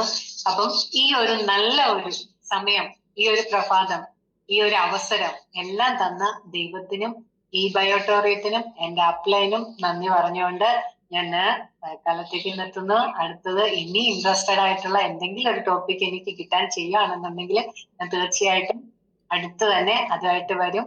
Okay, thank you very much for all of you. Thank you so much ma'am. അതായത് നമ്മളുടെ മഞ്ജുനില മാഡത്തിന്റെ വാക്കുകള് അത് നമ്മൾക്ക് ഒട്ടും മറക്കാൻ പറ്റില്ല. കാരണം ഒരു ഡയറക്റ്റ് സിസ്റ്റം ആണ്, ഡയറക്റ്റ് സെല്ലിംഗ് ആയിരുന്നു സബ്ജക്റ്റ് എങ്കിലും മാം ശാരീരികമായിട്ടും മാനസികമായിട്ടും ആത്മീയമായിട്ടും സാമ്പത്തികമായിട്ടുമുള്ള എല്ലാ സിസ്റ്റത്തിനെയും മാഡം കവർ ചെയ്തിട്ടുണ്ട്. അതിൽ really hats off to you. എത്ര നന്ദി പറഞ്ഞാലും മതിയാവില്ല. ഒത്തിരി അറിവുകളാണ് മാഡം തന്നത് ഓരോരുത്തർക്കും. നിങ്ങളുടെ മനസ്സിൽ അത് ശക്തമായിട്ടും എത്തിയിട്ടുണ്ടാവുമെന്ന് തന്നെ ഞാൻ വിശ്വസിക്കുന്നു. മാഡത്തിന്റെ ഓരോ ക്ലാസ്സുകളും വലിയൊരു പ്രചോദനമാണ്, മോട്ടിവേഷനാണ്. ഇനിയും മാഡത്തിന് ഒത്തിരി നല്ല ക്ലാസ്സുകൾ, ഒത്തിരി നല്ല സബ്ജക്റ്റുകൾ കിട്ടട്ടെ. ഞങ്ങൾ അതിനായിട്ട് കാതോർത്തിരിക്കുന്നു. Thank you so much ma'am. Thank you. Okay. ഇനി നമ്മൾക്ക് അറിയാനുള്ളത് നമ്മളുടെ മനോജ് സാറ്, അതായത് കൺക്ലൂഷന് വേണ്ടിയിട്ട് നമ്മളുടെ മനോജ് സാറാണ് വരുന്നത്. സാറിന് എന്താ പറയാനുള്ളതെന്ന് നമുക്ക് കാതോർക്കാം. Welcome Manoj sir. Okay. Thank you madam. Good morning leaders. എല്ലാവർക്കും നല്ലൊരു ശുഭദിനം ആശംസിക്കുന്നു, വിജയാശംസകൾ നേരുകയാണ്. ഞാൻ വീഡിയോ ഓൺ ചെയ്യുന്നില്ല, ഇച്ചിരി തിരക്കിലാണ്, യാത്രയുണ്ട്. എന്തായാലും ഇന്നത്തെ സെഷൻ അടിപൊളിയായിട്ട് നമ്മുടെ മഞ്ജുനില മാഡം അവതരിപ്പിച്ചു കഴിഞ്ഞു. ഒരു വെറൈറ്റി പ്രോഗ്രാം ആയിരുന്നു അല്ലെ? Power of system in direct selling ആണ് നമ്മൾ പ്രതീക്ഷിച്ചത്. പക്ഷെ അത് ലോകത്തിന്റെ തന്നെ എല്ലാ സിസ്റ്റത്തെ കുറിച്ചും വളരെ വ്യക്തമായിട്ട് എല്ലാവർക്കും മനസ്സിലാകുന്ന രീതിയിൽ വളരെ ശാന്തമായിട്ട് ഇങ്ങനെ നദി ഒഴുകുമ്പോൾ ഇങ്ങനെ ഒഴുകി ആ മഹാസമുദ്രത്തിൽ ചെന്നത് പതിച്ചിട്ടുണ്ട്. ബിഗ് കൺഗ്രാജുലേഷൻ ഞാൻ നേരുകയാണ് ഈ അവസരത്തിൽ. ഇത്രയും കഴിവുള്ള ആളുകൾ പുറകോട്ട് മാറി നിൽക്കാതെ മുന്നോട്ട് വന്നുകൊണ്ട് വളരെ നല്ല രീതിയിൽ ടീമിനെ നയിച്ചുകൊണ്ട് എല്ലാവർക്കും ഒരു എന്താ പറയാ ആവേശമായി മാറണം. നമ്മുടെ അറിവുകൾ മറ്റുള്ളവരിലേക്ക് എത്തിക്കുമ്പോഴാണ് ആ അറിവിനെ യഥാർത്ഥ ഗുണം നമുക്ക് ലഭിക്കുകയുള്ളൂ. അപ്പൊ എന്തായാലും ഇപ്പം മേഡം ഇടക്കിടക്കൊക്കെ പ്രോഗ്രാം ചെയ്യുന്നുണ്ട്, എല്ലാവർക്കും മനസ്സിലായി കാണും. ഒരിക്കൽ കൂടി നന്ദി രേഖപ്പെടുത്തുകയാണ്. കേരള വേട്ടോറിയം കമ്മ്യൂണിറ്റിയുടെ നന്ദി എല്ലാവർക്കും അറിയാം. എല്ലാവർക്കും കൂടെ നന്ദി രേഖപ്പെടുത്താനുള്ള അവസരം ഇല്ലാത്തതുകൊണ്ടാണ് ഞാൻ എല്ലാവർക്കും വേണ്ടി ഈ അവസരത്തിൽ ബിഗ് കൺഗ്രാജുലേഷൻസ് നേരുകയാണ്. നമ്മുടെ സിസ്റ്റം, പ്രകൃതിയുടെ സിസ്റ്റം മുതൽ, നമ്മുടെ ജീവിതത്തിന്റെ സിസ്റ്റം മുതൽ, ഗവൺമെന്റിന്റെ സിസ്റ്റം മുതൽ, അല്ലെ, ഈ സൗരയൂഥത്തിന്റെ സിസ്റ്റം മുതൽ എല്ലാം ഇവിടെ വളരെ വ്യക്തമായി പ്രതിപാദിച്ചിട്ടുണ്ട്. ഈ സിസ്റ്റമാണ് നമ്മളെ വിജയിപ്പിക്കുന്നത് എന്നുള്ളതാണ്. ഈ സിസ്റ്റത്തിലൂടെയാണ് നമ്മളെല്ലാം ഇവിടെ ജീവിച്ചു കൊണ്ടിരിക്കുന്നത്. ആ ഒരു ചക്രമുണ്ട്, ആ ചക്രത്തിലൂടെയാണ് നമ്മൾ മുന്നോട്ട്. ആ ചക്രത്തിൽ നിന്ന് ഒരാൾക്ക് പുറത്തേക്ക് ചാടാൻ പറ്റില്ല. പുറത്തേക്ക് ചാടിയാൽ അത് വേറൊരു ലോകത്തായി പോകും, അല്ലെ, ഒറ്റപ്പെടും എന്ന് പറയുന്നത്. അപ്പോ അതേപോലെയാണ് ഡയറക്ട് സെല്ലിംഗ്. ഡയറക്ട് സെല്ലിംഗ് ഒരു സിസ്റ്റം ഉണ്ട്. ആ സിസ്റ്റത്തിനകത്ത് നിന്ന് നമ്മൾ വർക്ക് ചെയ്യുകയാണെങ്കിൽ നമുക്ക് നല്ലൊരു ഫിനാൻഷ്യൽ ഫ്രീഡം കിട്ടും, ടൈം ഫ്രീഡം കിട്ടും, അല്ലെ, അങ്ങനെ നിരവധി ഗുണങ്ങളുണ്ട് അതിനകത്ത്. അപ്പൊ ആ സിസ്റ്റത്തിലേക്ക് വരിക എന്നുള്ള, ആ സിസ്റ്റത്തിന്റെ ഭാഗമാണ് ഈ രാവിലെ നടക്കുന്ന ഈ പ്രോഗ്രാം എന്ന് പറയുന്നത്. ഏകദേശം 150-200 ആളുകൾ ഉണ്ടായിരുന്നു, 186-190 വരെ ഉണ്ടായിരുന്നു. ആ സിസ്റ്റത്തിന്റെ ഭാഗമായിട്ട് നമ്മൾ ഡെയിലി റൊട്ടീനായിട്ട് ഇതിനെടുക്കുക. ഡെയിലി റൊട്ടീൻ ആകുമ്പോൾ അത് നമ്മുടെ ഹാബിറ്റ്സ് ആയിട്ട് മാറും. ആ ഹാബിറ്റ്സ് ആണ് നമ്മൾ എന്താക്കി മാറ്റുന്നത്, വിജയത്തിലേക്ക് നയിക്കുന്നത് എന്നുള്ളതാണ്. ഇപ്പൊ സിസ്റ്റത്തിന്റെ ഭാഗം, ഒരു സിസ്റ്റത്തിന്റെ ഭാഗമാണ് നമ്മൾ ഈ 6 AM ക്ലബ് എന്ന് പറയുന്നത്. അത് കഴിഞ്ഞ് ഇതിനകത്തേക്ക് വന്ന് വിജയിക്കാനുള്ള കുറെ സിസ്റ്റങ്ങൾ എല്ലാവർക്കും അറിയാം, അല്ലെ. BOP-കൾ ഉണ്ടാവും, ട്രെയിനിങ് സെഷനുകൾ ഉണ്ടാവും, NDOP-കൾ ഉണ്ടാവും. അതിനൊന്നും വരാതെ ടീം മീറ്റിങ്ങുകൾ ഉണ്ടാവും. ഇതിനൊന്നും വരാതെ മാറി നിന്ന് പോകുന്ന ആളുകൾക്കൊന്നും ഫുൾ പ്ലഡ്ജിൽ വിജയിക്കാൻ പറ്റില്ല. കുറച്ച് കച്ചവടം ചെയ്യാൻ കുറച്ച് കാശൊക്കെ കിട്ടും. അതല്ല ഡയറക്ട് സെല്ലിംഗ് എന്ന് പറയുന്നത്. ഡയറക്ട് സെല്ലിംഗ് എന്ന് പറഞ്ഞു കഴിഞ്ഞാൽ നമ്മൾ അറിയാതെ തന്നെ നമ്മുടെ അക്കൗണ്ടിലേക്ക് ഇങ്ങനെ ഡെയിലി ഒരു ഹ്യൂജ് ഇൻകം കിട്ടുന്ന ഒരു അവസ്ഥാവിശേഷം ഉണ്ടാവും. അത് ഒരു ദിവസം കൊണ്ടോ, ഒരു വർഷം കൊണ്ടോ, 2 വർഷം കൊണ്ടോ, 3 വർഷം കൊണ്ടോ ഒന്നും നടക്കില്ല. അതൊരു പ്രോസസ്സാണ്. അത്രയും നല്ല കമ്പനികൾ നമ്മൾ സെലക്ട് ചെയ്ത് ചെയ്യുമ്പോൾ നമുക്കറിയാം, അല്ലെ, ഒരു കുട്ടിയെ പഠിപ്പിക്കണമെങ്കിൽ അവന് ജോലി കിട്ടണമെങ്കിൽ എത്ര വർഷം പഠിക്കണം, വേണ്ടേ? അതുപോലെ തന്നെയാണ് ഡയറക്ട് സെല്ലിംഗിലേക്ക് വന്ന് ഇത് എന്താ ഒരു ഈസി മണി മേക്കിംഗ് സമ്പ്രദായമൊന്നുമില്ല. ATM മെഷീൻ അല്ല ഡയറക്ട് സെല്ലിംഗ്. ആദ്യം മനസ്സിലാക്കണം നമ്മൾ. ATM മെഷീനിൽ പോലെ കാർഡ് ഇടുമ്പോൾ നിങ്ങളെ കാശ് വരുന്നതല്ല ഡയറക്ട് സെല്ലിംഗ് എന്ന് പറയുന്നത്. അത് കുറെ സിസ്റ്റം. ആ സിസ്റ്റത്തിനനുസരിച്ച് നമ്മൾ വർക്ക് ചെയ്യാൻ തുടങ്ങും. ആ സിസ്റ്റമാണ് നമുക്ക് പണം കൊണ്ടുതരുന്നത്. ഇവിടെ സിസ്റ്റം പണം കൊണ്ടുതരും. അപ്പോ ആ സിസ്റ്റത്തിന്റെ ഭാഗമാകുക എന്നുള്ളതാണ്. അതിന് കുറച്ച് ടൈം എടുക്കും, അല്ലെ. നമ്മളൊരു കർഷകന്റെ മനസ്സെന്ന് പറയുമ്പോൾ ഒരു വിത്ത് മുളച്ച്, അല്ലെ, വിതച്ച് അത് വന്ന് വളർന്ന് ചെടിയായി അത് കായ്ക്കാൻ സമയമുണ്ട്. ആ സമയം എടുത്താലേ ഇത് കായ്ക്കുള്ളൂ. അതിനുള്ള ഒരു മനസ്സ് നമുക്ക് ഉണ്ടാകണം. അതുപോലെ ക്ഷമയോടെ ചെയ്യാനുള്ള മനസ്സുണ്ടാകണം. അങ്ങനെയാണെങ്കിൽ മാത്രമാണ് നമുക്ക് വലിയൊരു ഫിനാൻഷ്യൽ ഫ്രീഡത്തിലേക്ക് എത്താൻ വേണ്ടി സാധിക്കുള്ളൂ. ഇപ്പൊ സിസ്റ്റത്തിന്റെ ഭാഗമാകണം നമ്മൾ. ചില ആളുകൾ പ്രോഗ്രാമിലൊന്നും വരില്ല. ഈ രാവിലെ തന്നെ കയറാൻ വലിയ ബുദ്ധിമുട്ടാണ് പലരും. പല ലീഡേഴ്സിനെ ചിലപ്പോൾ ഇതിനകത്ത് കയറുന്നില്ല. അതേപോലെ തന്നെ BOP-കൾ, അല്ലെ, ഇതൊക്കെ കേട്ടതല്ലേ കണ്ടതല്ലേ. ടീം മീറ്റിംഗ് വെച്ചാൽ പോലെ അത് നിങ്ങൾ നടത്തിക്കോ, ഞാൻ വരുന്നില്ല, അല്ലെ, എനിക്ക് അസൗകര്യങ്ങൾ പറഞ്ഞു മാറുക. ഇതല്ല ലീഡർഷിപ്പ് എന്ന് പറയുന്നത്. എവിടെ പ്രോഗ്രാം ഉണ്ടായാലും നമ്മൾ അവിടെ എല്ലാം ചെല്ലാനും ഉത്തരവാദിത്വം നമ്മുടെ റെസ്പോൺസിബിലിറ്റി എന്ന് മനസ്സിലാക്കിയിട്ട് ഇത് ഏറ്റെടുക്കുമ്പോൾ നമുക്ക് വലിയൊരു ഫിനാൻഷ്യൽ ഫ്രീഡത്തിലേക്ക് എത്താൻ വേണ്ടി സാധിക്കും. അതാണ് ഇത്രയും നേരെ ഇവിടെ വിശദീകരിച്ചത്. ഇനി ബാക്കി സിസ്റ്റത്തിന്റെ ഭാഗമായിട്ട് ടീം ലിസ്റ്റ് മേക്കിംഗ് മുതൽ ഇങ്ങോട്ട് എല്ലാ കാര്യങ്ങളും പ്രതിപാദിച്ചിട്ടുണ്ട്. ഇതെല്ലാം നിങ്ങൾ മനസ്സിലാക്കുക, ടീമിലേക്ക് ഇംപ്ലിമെന്റ് ചെയ്യുക എന്നുള്ളതാണ് പറയാൻ. എന്തായാലും സാഗർ സാറിന്റെ വോയിസ് ഉണ്ടായിരുന്നു, എല്ലാവരും ഗ്രൂപ്പിലേക്ക് ഇട്ടിട്ടുണ്ടായിരുന്നു. നിങ്ങൾ പ്രൊഡക്റ്റ് പിൻ പർച്ചേസ് ചെയ്യുന്നതിന് മുമ്പായിട്ട് സൈറ്റിൽ കയറിയിട്ട് നമ്മുടെ പ്രൊഡക്റ്റ് ഏതൊക്കെ അവൈലബിലിറ്റി, സ്റ്റോക്ക് ഏതൊക്കെ ഉണ്ടെന്ന് നോക്കണം അവിടെ. എന്നിട്ട് വേണം ഫണ്ട് ട്രാൻസ്ഫർ ചെയ്യാൻ വേണ്ടിയിട്ട്. ചില പ്രൊഡക്റ്റുകൾ അതിനകത്തേക്ക് ആഡ് ആയി വരുന്നേ ഉള്ളൂ. ഔട്ട് ഓഫ് സ്റ്റേഷൻ ആണ് കുറച്ച് ദിവസമായിട്ട്. വന്നു കഴിഞ്ഞ ഉടനെ അത് സെറ്റ് ചെയ്യും. അതുകൊണ്ട് ഇന്നൊക്കെ ID വെക്കുന്ന ആളുകൾ ആദ്യം നിങ്ങൾക്ക് അതിനകത്ത് കയറി സ്റ്റോക്ക് ഉണ്ടോ എന്ന് നോക്കിയതിന് ശേഷം മാത്രം പേയ്മെന്റ് കമ്പനിയിലേക്ക് ട്രാൻസ്ഫർ ചെയ്യാന്നുള്ളതാണ്. ഇനി പഴയ പോലെ അവിടെ കൂട്ടിപ്പിടിച്ചിരിക്കണം. ഇപ്പോഴും ID അടിക്കുന്നില്ല. പലരുടെ കയ്യിലും 100 PV, 500 PV, 300 PV ഒക്കെ കിടപ്പുണ്ട്. ഇത് എപ്പോഴത്തേക്ക് വെക്കാനാണ് നിങ്ങൾ നിൽക്കുന്നതെന്ന് എനിക്കറിയില്ല. ഈ സിസ്റ്റം കൊണ്ടത് എന്തിനാണ്? ഇന്ന് വന്ന എൻട്രി ഇന്ന് അടിച്ച് ആക്ടിവേറ്റ് ചെയ്തിട്ട് അവർക്ക് എന്ത് ചെയ്യണം? അവർക്ക് പ്രൊഡക്റ്റ് എത്തിച്ചു കൊടുക്കാനുള്ള സംവിധാനം ഉണ്ടാക്കണം. പ്രൊഡക്റ്റ് കൊടുത്തിട്ട് കാര്യമില്ല. അവരുടെ ID അടിച്ചിട്ട് അവർക്ക് അതിന്റെ താഴത്തേക്ക് ആളുകളെ പോസ്റ്റ് ചെയ്യാനുള്ള സംവിധാനം ഉണ്ടാക്കണം. എൻട്രി വെക്കണം. പഴയ പോലെ അല്ല. ഒരാൾ വന്നു കഴിയുമ്പോൾ നെക്സ്റ്റ് ഡേ തന്നെ അവരെ കൊണ്ട് നമുക്ക് വർക്കിലേക്ക് ഇറക്കണം. അവരെ ആ ഒരു സിസ്റ്റത്തിലേക്ക് എല്ലാവരും വരണം കേട്ടോ. പഴയ പോലെ ഇനിയും ഹോൾഡ് ചെയ്തിട്ട് ഇങ്ങനെ വെച്ചോണ്ടിരിക്കുകയാണ് പലരും. അതുകൊണ്ട് തന്നെ എൻട്രി ആക്ടിവേഷൻ പല ടീമിലും നടന്നിട്ടില്ല. ഇപ്പൊ ഇത്രയും ദിവസമായി. 6-ാം തീയതി ഇൻട്രൊഡ്യൂസ് ചെയ്താണ് സംഭവം. ഇന്നിപ്പോ 13-14-ാം തീയതിയായി, അല്ലെ, ഒരാഴ്ച ആവാൻ വേണ്ടി പോവാം. അത് മനസ്സിലാക്കുക. ഓരോ ദിവസം കഴിയുന്തോറും നിങ്ങൾക്ക് നഷ്ടം ഓരോ ലക്ഷം രൂപയാണ്. അതാണ് ആദ്യം മനസ്സിലാക്കേണ്ടത്. 1,00,000 രൂപ ഒരു ദിവസം കൊണ്ട് നേടാൻ പറ്റുന്നതല്ല. ഒരു ടീമിനെ ബിൽഡ് ചെയ്ത് വരുമ്പോൾ വീണ്ടും ലാഗ് ചെയ്ത് പോകരുത്. അതുകൊണ്ട് എല്ലാ ദിവസവും രാവിലെയും വൈകുന്നേരത്തെ കട്ട് ഓഫിൽ ബിസിനസ് ആക്ടിവേറ്റ് ചെയ്യുക എന്നുള്ള ഒരു ശ്രമം എല്ലാ ലീഡേഴ്സും നടത്തണം. അതേപോലെ തന്നെ ഐഡിയ ആക്ടിവേഷൻ ചെയ്യാനും ഐഡിയ രജിസ്റ്റർ ചെയ്യാനും ടീമിനെ പഠിപ്പിച്ചു കൊടുക്കണം. അത് വളരെ പ്രധാനമാണ്. അതുണ്ടെങ്കിൽ മാത്രമേ നമുക്ക് പെട്ടെന്ന് വേണ്ട എൻട്രി ചെയ്യാൻ പറ്റുള്ളൂ. അത് പലർക്കും ടീമിൽ അറിയില്ല. അതുകൊണ്ട് അത് വളരെ കൂടുതൽ എല്ലാവരും ശ്രദ്ധിക്കണം. ലീഡേഴ്സ് പറ്റുന്നവരെ കൊണ്ടൊക്കെ ഐഡി ക്രിയേറ്റ് ചെയ്യാൻ പഠിപ്പിക്കണം. രജിസ്റ്റർ ചെയ്യാനും ആക്ടിവേഷൻ ചെയ്യാനും പിൻ പർച്ചേസ് ചെയ്യാനൊക്കെ പഠിപ്പിക്കണം. അങ്ങനെ കൂടുതൽ ആളുകൾ ചെയ്യുമ്പോഴാണ് ഇത് ഫാസ്റ്റ് ആയിട്ട് നടക്കുള്ളൂ. അതിനെല്ലാവരും ശ്രദ്ധിക്കണമെന്ന് ഈ അവസരത്തിൽ അഭ്യർത്ഥിക്കുകയാണ്. ഇന്ന് കോഴിക്കോട് LTP നടക്കാണ്. അവിടെയുള്ള ലീഡേഴ്സിന്റെ ഒരു 1 ഡേ ട്രെയിനിങ് പ്രോഗ്രാം അവിടെ മിനി സാറിന്റെ നേതൃത്വത്തിൽ നടക്കുന്നുണ്ട്. ഒരു ഗെറ്റ് ടുഗദർ പോലെ, ഒരു ഫാമിലി മീറ്റ് പോലെയാണ് അവിടെ സംഘടിപ്പിച്ചിരിക്കുന്നത്. അടിപൊളി പ്രോഗ്രാമാണ്. അതേപോലെ തന്നെ അടുത്ത ശനിയാഴ്ച, ഈ വരുന്ന ശനിയാഴ്ച 18-ാം തീയതി എറണാകുളത്ത് നമ്മളൊരു ലീഡേഴ്സ് ട്രെയിനിങ് പ്രോഗ്രാം വെച്ചിട്ടുണ്ട്. അതിന്റെ പിക്ക് എല്ലാ ഗ്രൂപ്പുകളിലേക്കും സെൻഡ് ചെയ്തിട്ടുണ്ട്. ഇന്നലെ 120 പേർക്ക് മാത്രമാണ് അവിടെ എൻട്രി ഉണ്ടാവുള്ളൂ. 120 പേർ ആദ്യം പേയ്മെന്റ് അടച്ച് ബുക്ക് ചെയ്യുന്ന 120 പേർക്ക്. അതെല്ലാ ലീഡേഴ്സും ശ്രദ്ധിക്കുക. ആ പ്രോഗ്രാമിൽ പങ്കെടുക്കാൻ താല്പര്യമുള്ള ആളുകൾ. നമ്മളിവിടെ ഒരു സിസ്റ്റം ബിൽഡ് ചെയ്യാൻ വേണ്ടി പോവാണ്. ഇത്രയും നാളെ ചെയ്ത പോലെയല്ല ഇനി ചെയ്യാൻ വേണ്ടി പോകുന്നത്. കാരണം ഇപ്പൊ വലിയൊരു ചേഞ്ചസ് ബയോട്ടോരത്തിന് വന്നു കഴിഞ്ഞു അല്ലെ. അപ്പൊ അത് മനസ്സിലാക്കി കൊടുക്കാനും ഒരു കരിയർ ആയിട്ട് ഇവിടെ ഏറ്റെടുത്ത് മുന്നോട്ട് പോകുമ്പോൾ ഒരു ലോങ് ടേമിലേക്ക് ഹ്യൂജ് ഇൻകം കിട്ടാനുള്ള ഒരു പദ്ധതിയാണ് നമ്മുടെ ആവിഷ്കരിച്ചിരിക്കുന്നത് ഇപ്പോൾ. അതുകൊണ്ട് അതിൽ എങ്ങനെ നമുക്ക് വർക്ക് ചെയ്യണം, എങ്ങനെ സ്ട്രാറ്റജി ബിൽഡ് ചെയ്യണമെന്നതിനെ കുറിച്ചിട്ട് നമ്മുടെ വിനോദ് സാറിന്റെ ഒരു ട്രെയിനിങ് പ്രോഗ്രാമാണ് 18-ാം തീയതി. 250 രൂപയുള്ളൂ. ഈ 250 രൂപയുടെ പ്രോഗ്രാം ഇതോടെ തീരും കേട്ടോ. ഇനിയെല്ലാം വരുന്ന 1000-2000 ഉള്ള പ്രോഗ്രാം ആയിരിക്കും. സ്റ്റാർ ഹോട്ടലിലാണ് ഇനി നമ്മൾ പ്രോഗ്രാം വെക്കാൻ വേണ്ടി പോകുന്നത്. കാരണം കാശ് വാരിക്കോരി തരുന്നുണ്ട് അല്ലേ. അപ്പൊ നമ്മൾ ഒന്നും കൂടി മാറേണ്ടതുണ്ട്. അതുകൊണ്ട് 50,000 മുതൽ മേൽപോട്ട് വരുമാനം കിട്ടിയ ആളുകൾക്കുള്ളതാണ് ആ പ്രോഗ്രാം. അതുകൊണ്ട് നിങ്ങളുടെ ലീഡേഴ്സ് ആയിട്ട് ബന്ധപ്പെടുക. ആ പിക്കിൽ തന്നെ കൊടുത്തിട്ടുണ്ട്. ഡാനി സാറിന്റെ ഗൂഗിൾ പേ നമ്പർ കൊടുത്തിട്ടുണ്ട്. നിങ്ങൾ എത്ര പേര് വരുന്നുണ്ട് ലീഡേഴ്സ് എല്ലാം ഒന്നിച്ച് കളക്ട് ചെയ്തിട്ട് ഡാനി സാറിന്റെ അക്കൗണ്ടിലേക്ക് അയച്ചു കൊടുക്കുക. 120 പേരായി കഴിയുമ്പോൾ അത് രജിസ്ട്രേഷൻ നിർത്തുന്നതാണ്. 121 ആള് വേണ്ട അവിടെ. ഇത്രയും ഹാൾ സ്ഥലം ഉണ്ടാവുള്ളൂ. അല്ലാണ്ട് അന്നത്തെ ദിവസം രാവിലെ അങ്ങോട്ട് ആരും വരും വേണ്ട. ഇത് ബുക്ക് ചെയ്ത ആളുകൾ മാത്രം വന്നാൽ മതി. ഞാൻ സ്നേഹത്തോടെയാണ് പറയുന്നത്. അതുകൊണ്ടാണ് ഇങ്ങനെ പറഞ്ഞുകൊണ്ടിരിക്കുന്നത്. ഇന്നലെ ഗ്രൂപ്പിൽ വോയിസ് ഇട്ടിട്ടുണ്ടായിരുന്നു, പിക്ക് ഇട്ടിട്ടുണ്ട്. ഇന്ന് ചൊവ്വാഴ്ചയായി. ചൊവ്വ, ബുധൻ, വ്യാഴം. വ്യാഴാഴ്ചക്ക് മുമ്പായിട്ട് തന്നെ രജിസ്ട്രേഷൻ കംപ്ലീറ്റ് ചെയ്യാം. അതുകൊണ്ട് അത് വല്ല അടിപൊളി പ്രോഗ്രാം ആയിരിക്കും. നമുക്ക് വിജയിക്കണമെങ്കിൽ എങ്ങനെ എന്തൊക്കെ ചെയ്യണം, ഇനി അടുത്ത പുതിയ സ്ട്രാറ്റജി അനുസരിച്ച് എന്ത് ചെയ്യണമെന്നതിനെ കുറിച്ച് വ്യക്തമായ ഒരു ക്ലാസ് ഉണ്ടാവും. അതുകൊണ്ട് ലീഡേഴ്സ് അത് അവരവരുടെ ടീമിൽ നിന്ന് എത്ര പേരുണ്ടെന്ന് വെച്ചാൽ പെട്ടെന്ന് തന്നെ അത് ബുക്ക് ചെയ്യാന്നുള്ളതാണ് എനിക്ക് പറയാനുള്ളത്. ഇത്രയും കാര്യങ്ങളാണ് അപ്ഡേഷൻ ആയിട്ട് പറയാനുള്ളത്.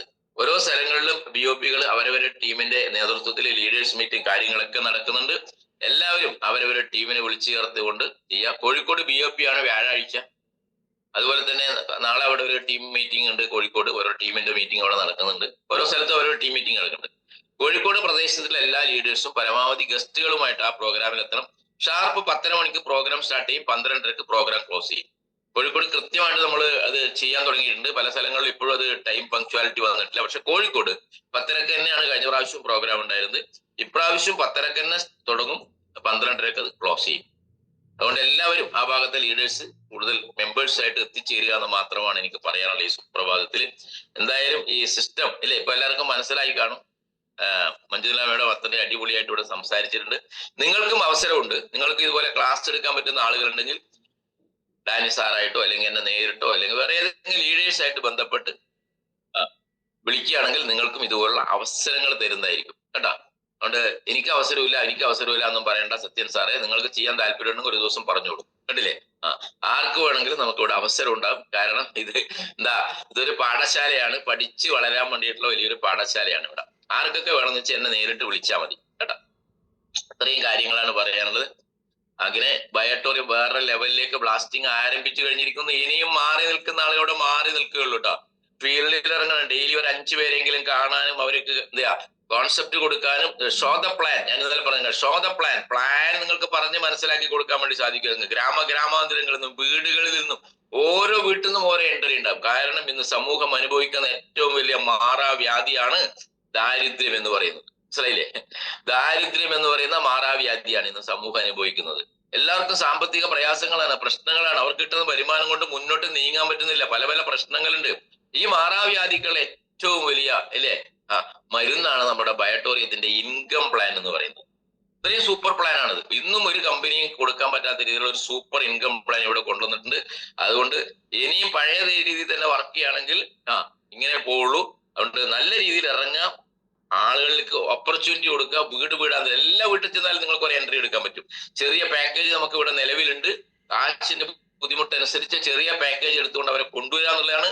നമ്പർ ഓഫ് ഡിസ്ട്രിബ്യൂട്ടേഴ്സിന്റെ എണ്ണം കൂട്ടുക എന്നുള്ളതാണ്. നിങ്ങളുടെ ടീമിൽ എണ്ണം കൂട്ടുക എന്നുള്ളതാണ്. അതിനുശേഷം അവരെ കൊണ്ട് എന്ത് ചെയ്യാം, അപ്ഗ്രേഡ് ചെയ്യുക. അവർക്ക് വരുമാനം കിട്ടും, അവർ അപ്ഗ്രേഡ് ചെയ്തോളും. അതുകൊണ്ട് ഓരോരുത്തരും ഒന്നില്ല ടാർഗറ്റ് ഇടണം. ഈ മാസത്തെ ടാർഗറ്റ് അറിയാം. ജൂലൈ 30 ആകുമ്പോഴേക്ക് എല്ലാവരും 50,000 രൂപയാണ് നമ്മൾ ടാർഗറ്റ് വെച്ചിരിക്കുന്നത്. ടോപ്പ് ലീഡേഴ്സ് എല്ലാം തന്നെ 1 lakh ആണ് ഈ മാസത്തെ ടാർഗറ്റ്.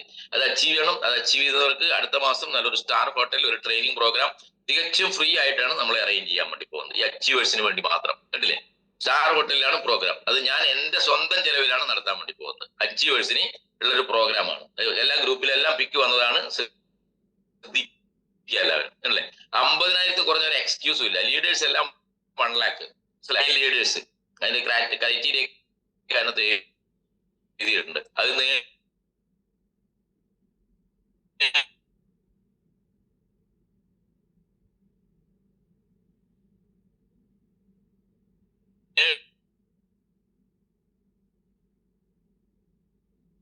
പറ്റുള്ളൂ. ഇനി അങ്ങനെയുള്ള ആളുകളെ സെലക്ട് ചെയ്തിട്ടുള്ള പ്രോഗ്രാമാണ് നടക്കാൻ വേണ്ടി പോകുന്നത്. അച്ചീവേഴ്സിന് മാത്രമുള്ള പ്രോഗ്രാം. അച്ചീവേഴ്സ് ആയിട്ട് മാറുക എന്ന് മാത്രം പറഞ്ഞുകൊണ്ട് ഈ കിട്ടിയ അവസരത്തെ ഉപയോഗിക്കാതെ മാത്രം എല്ലാവർക്കും ഒരിക്കൽ കൂടി വിജയാശംസകൾ. Thank you.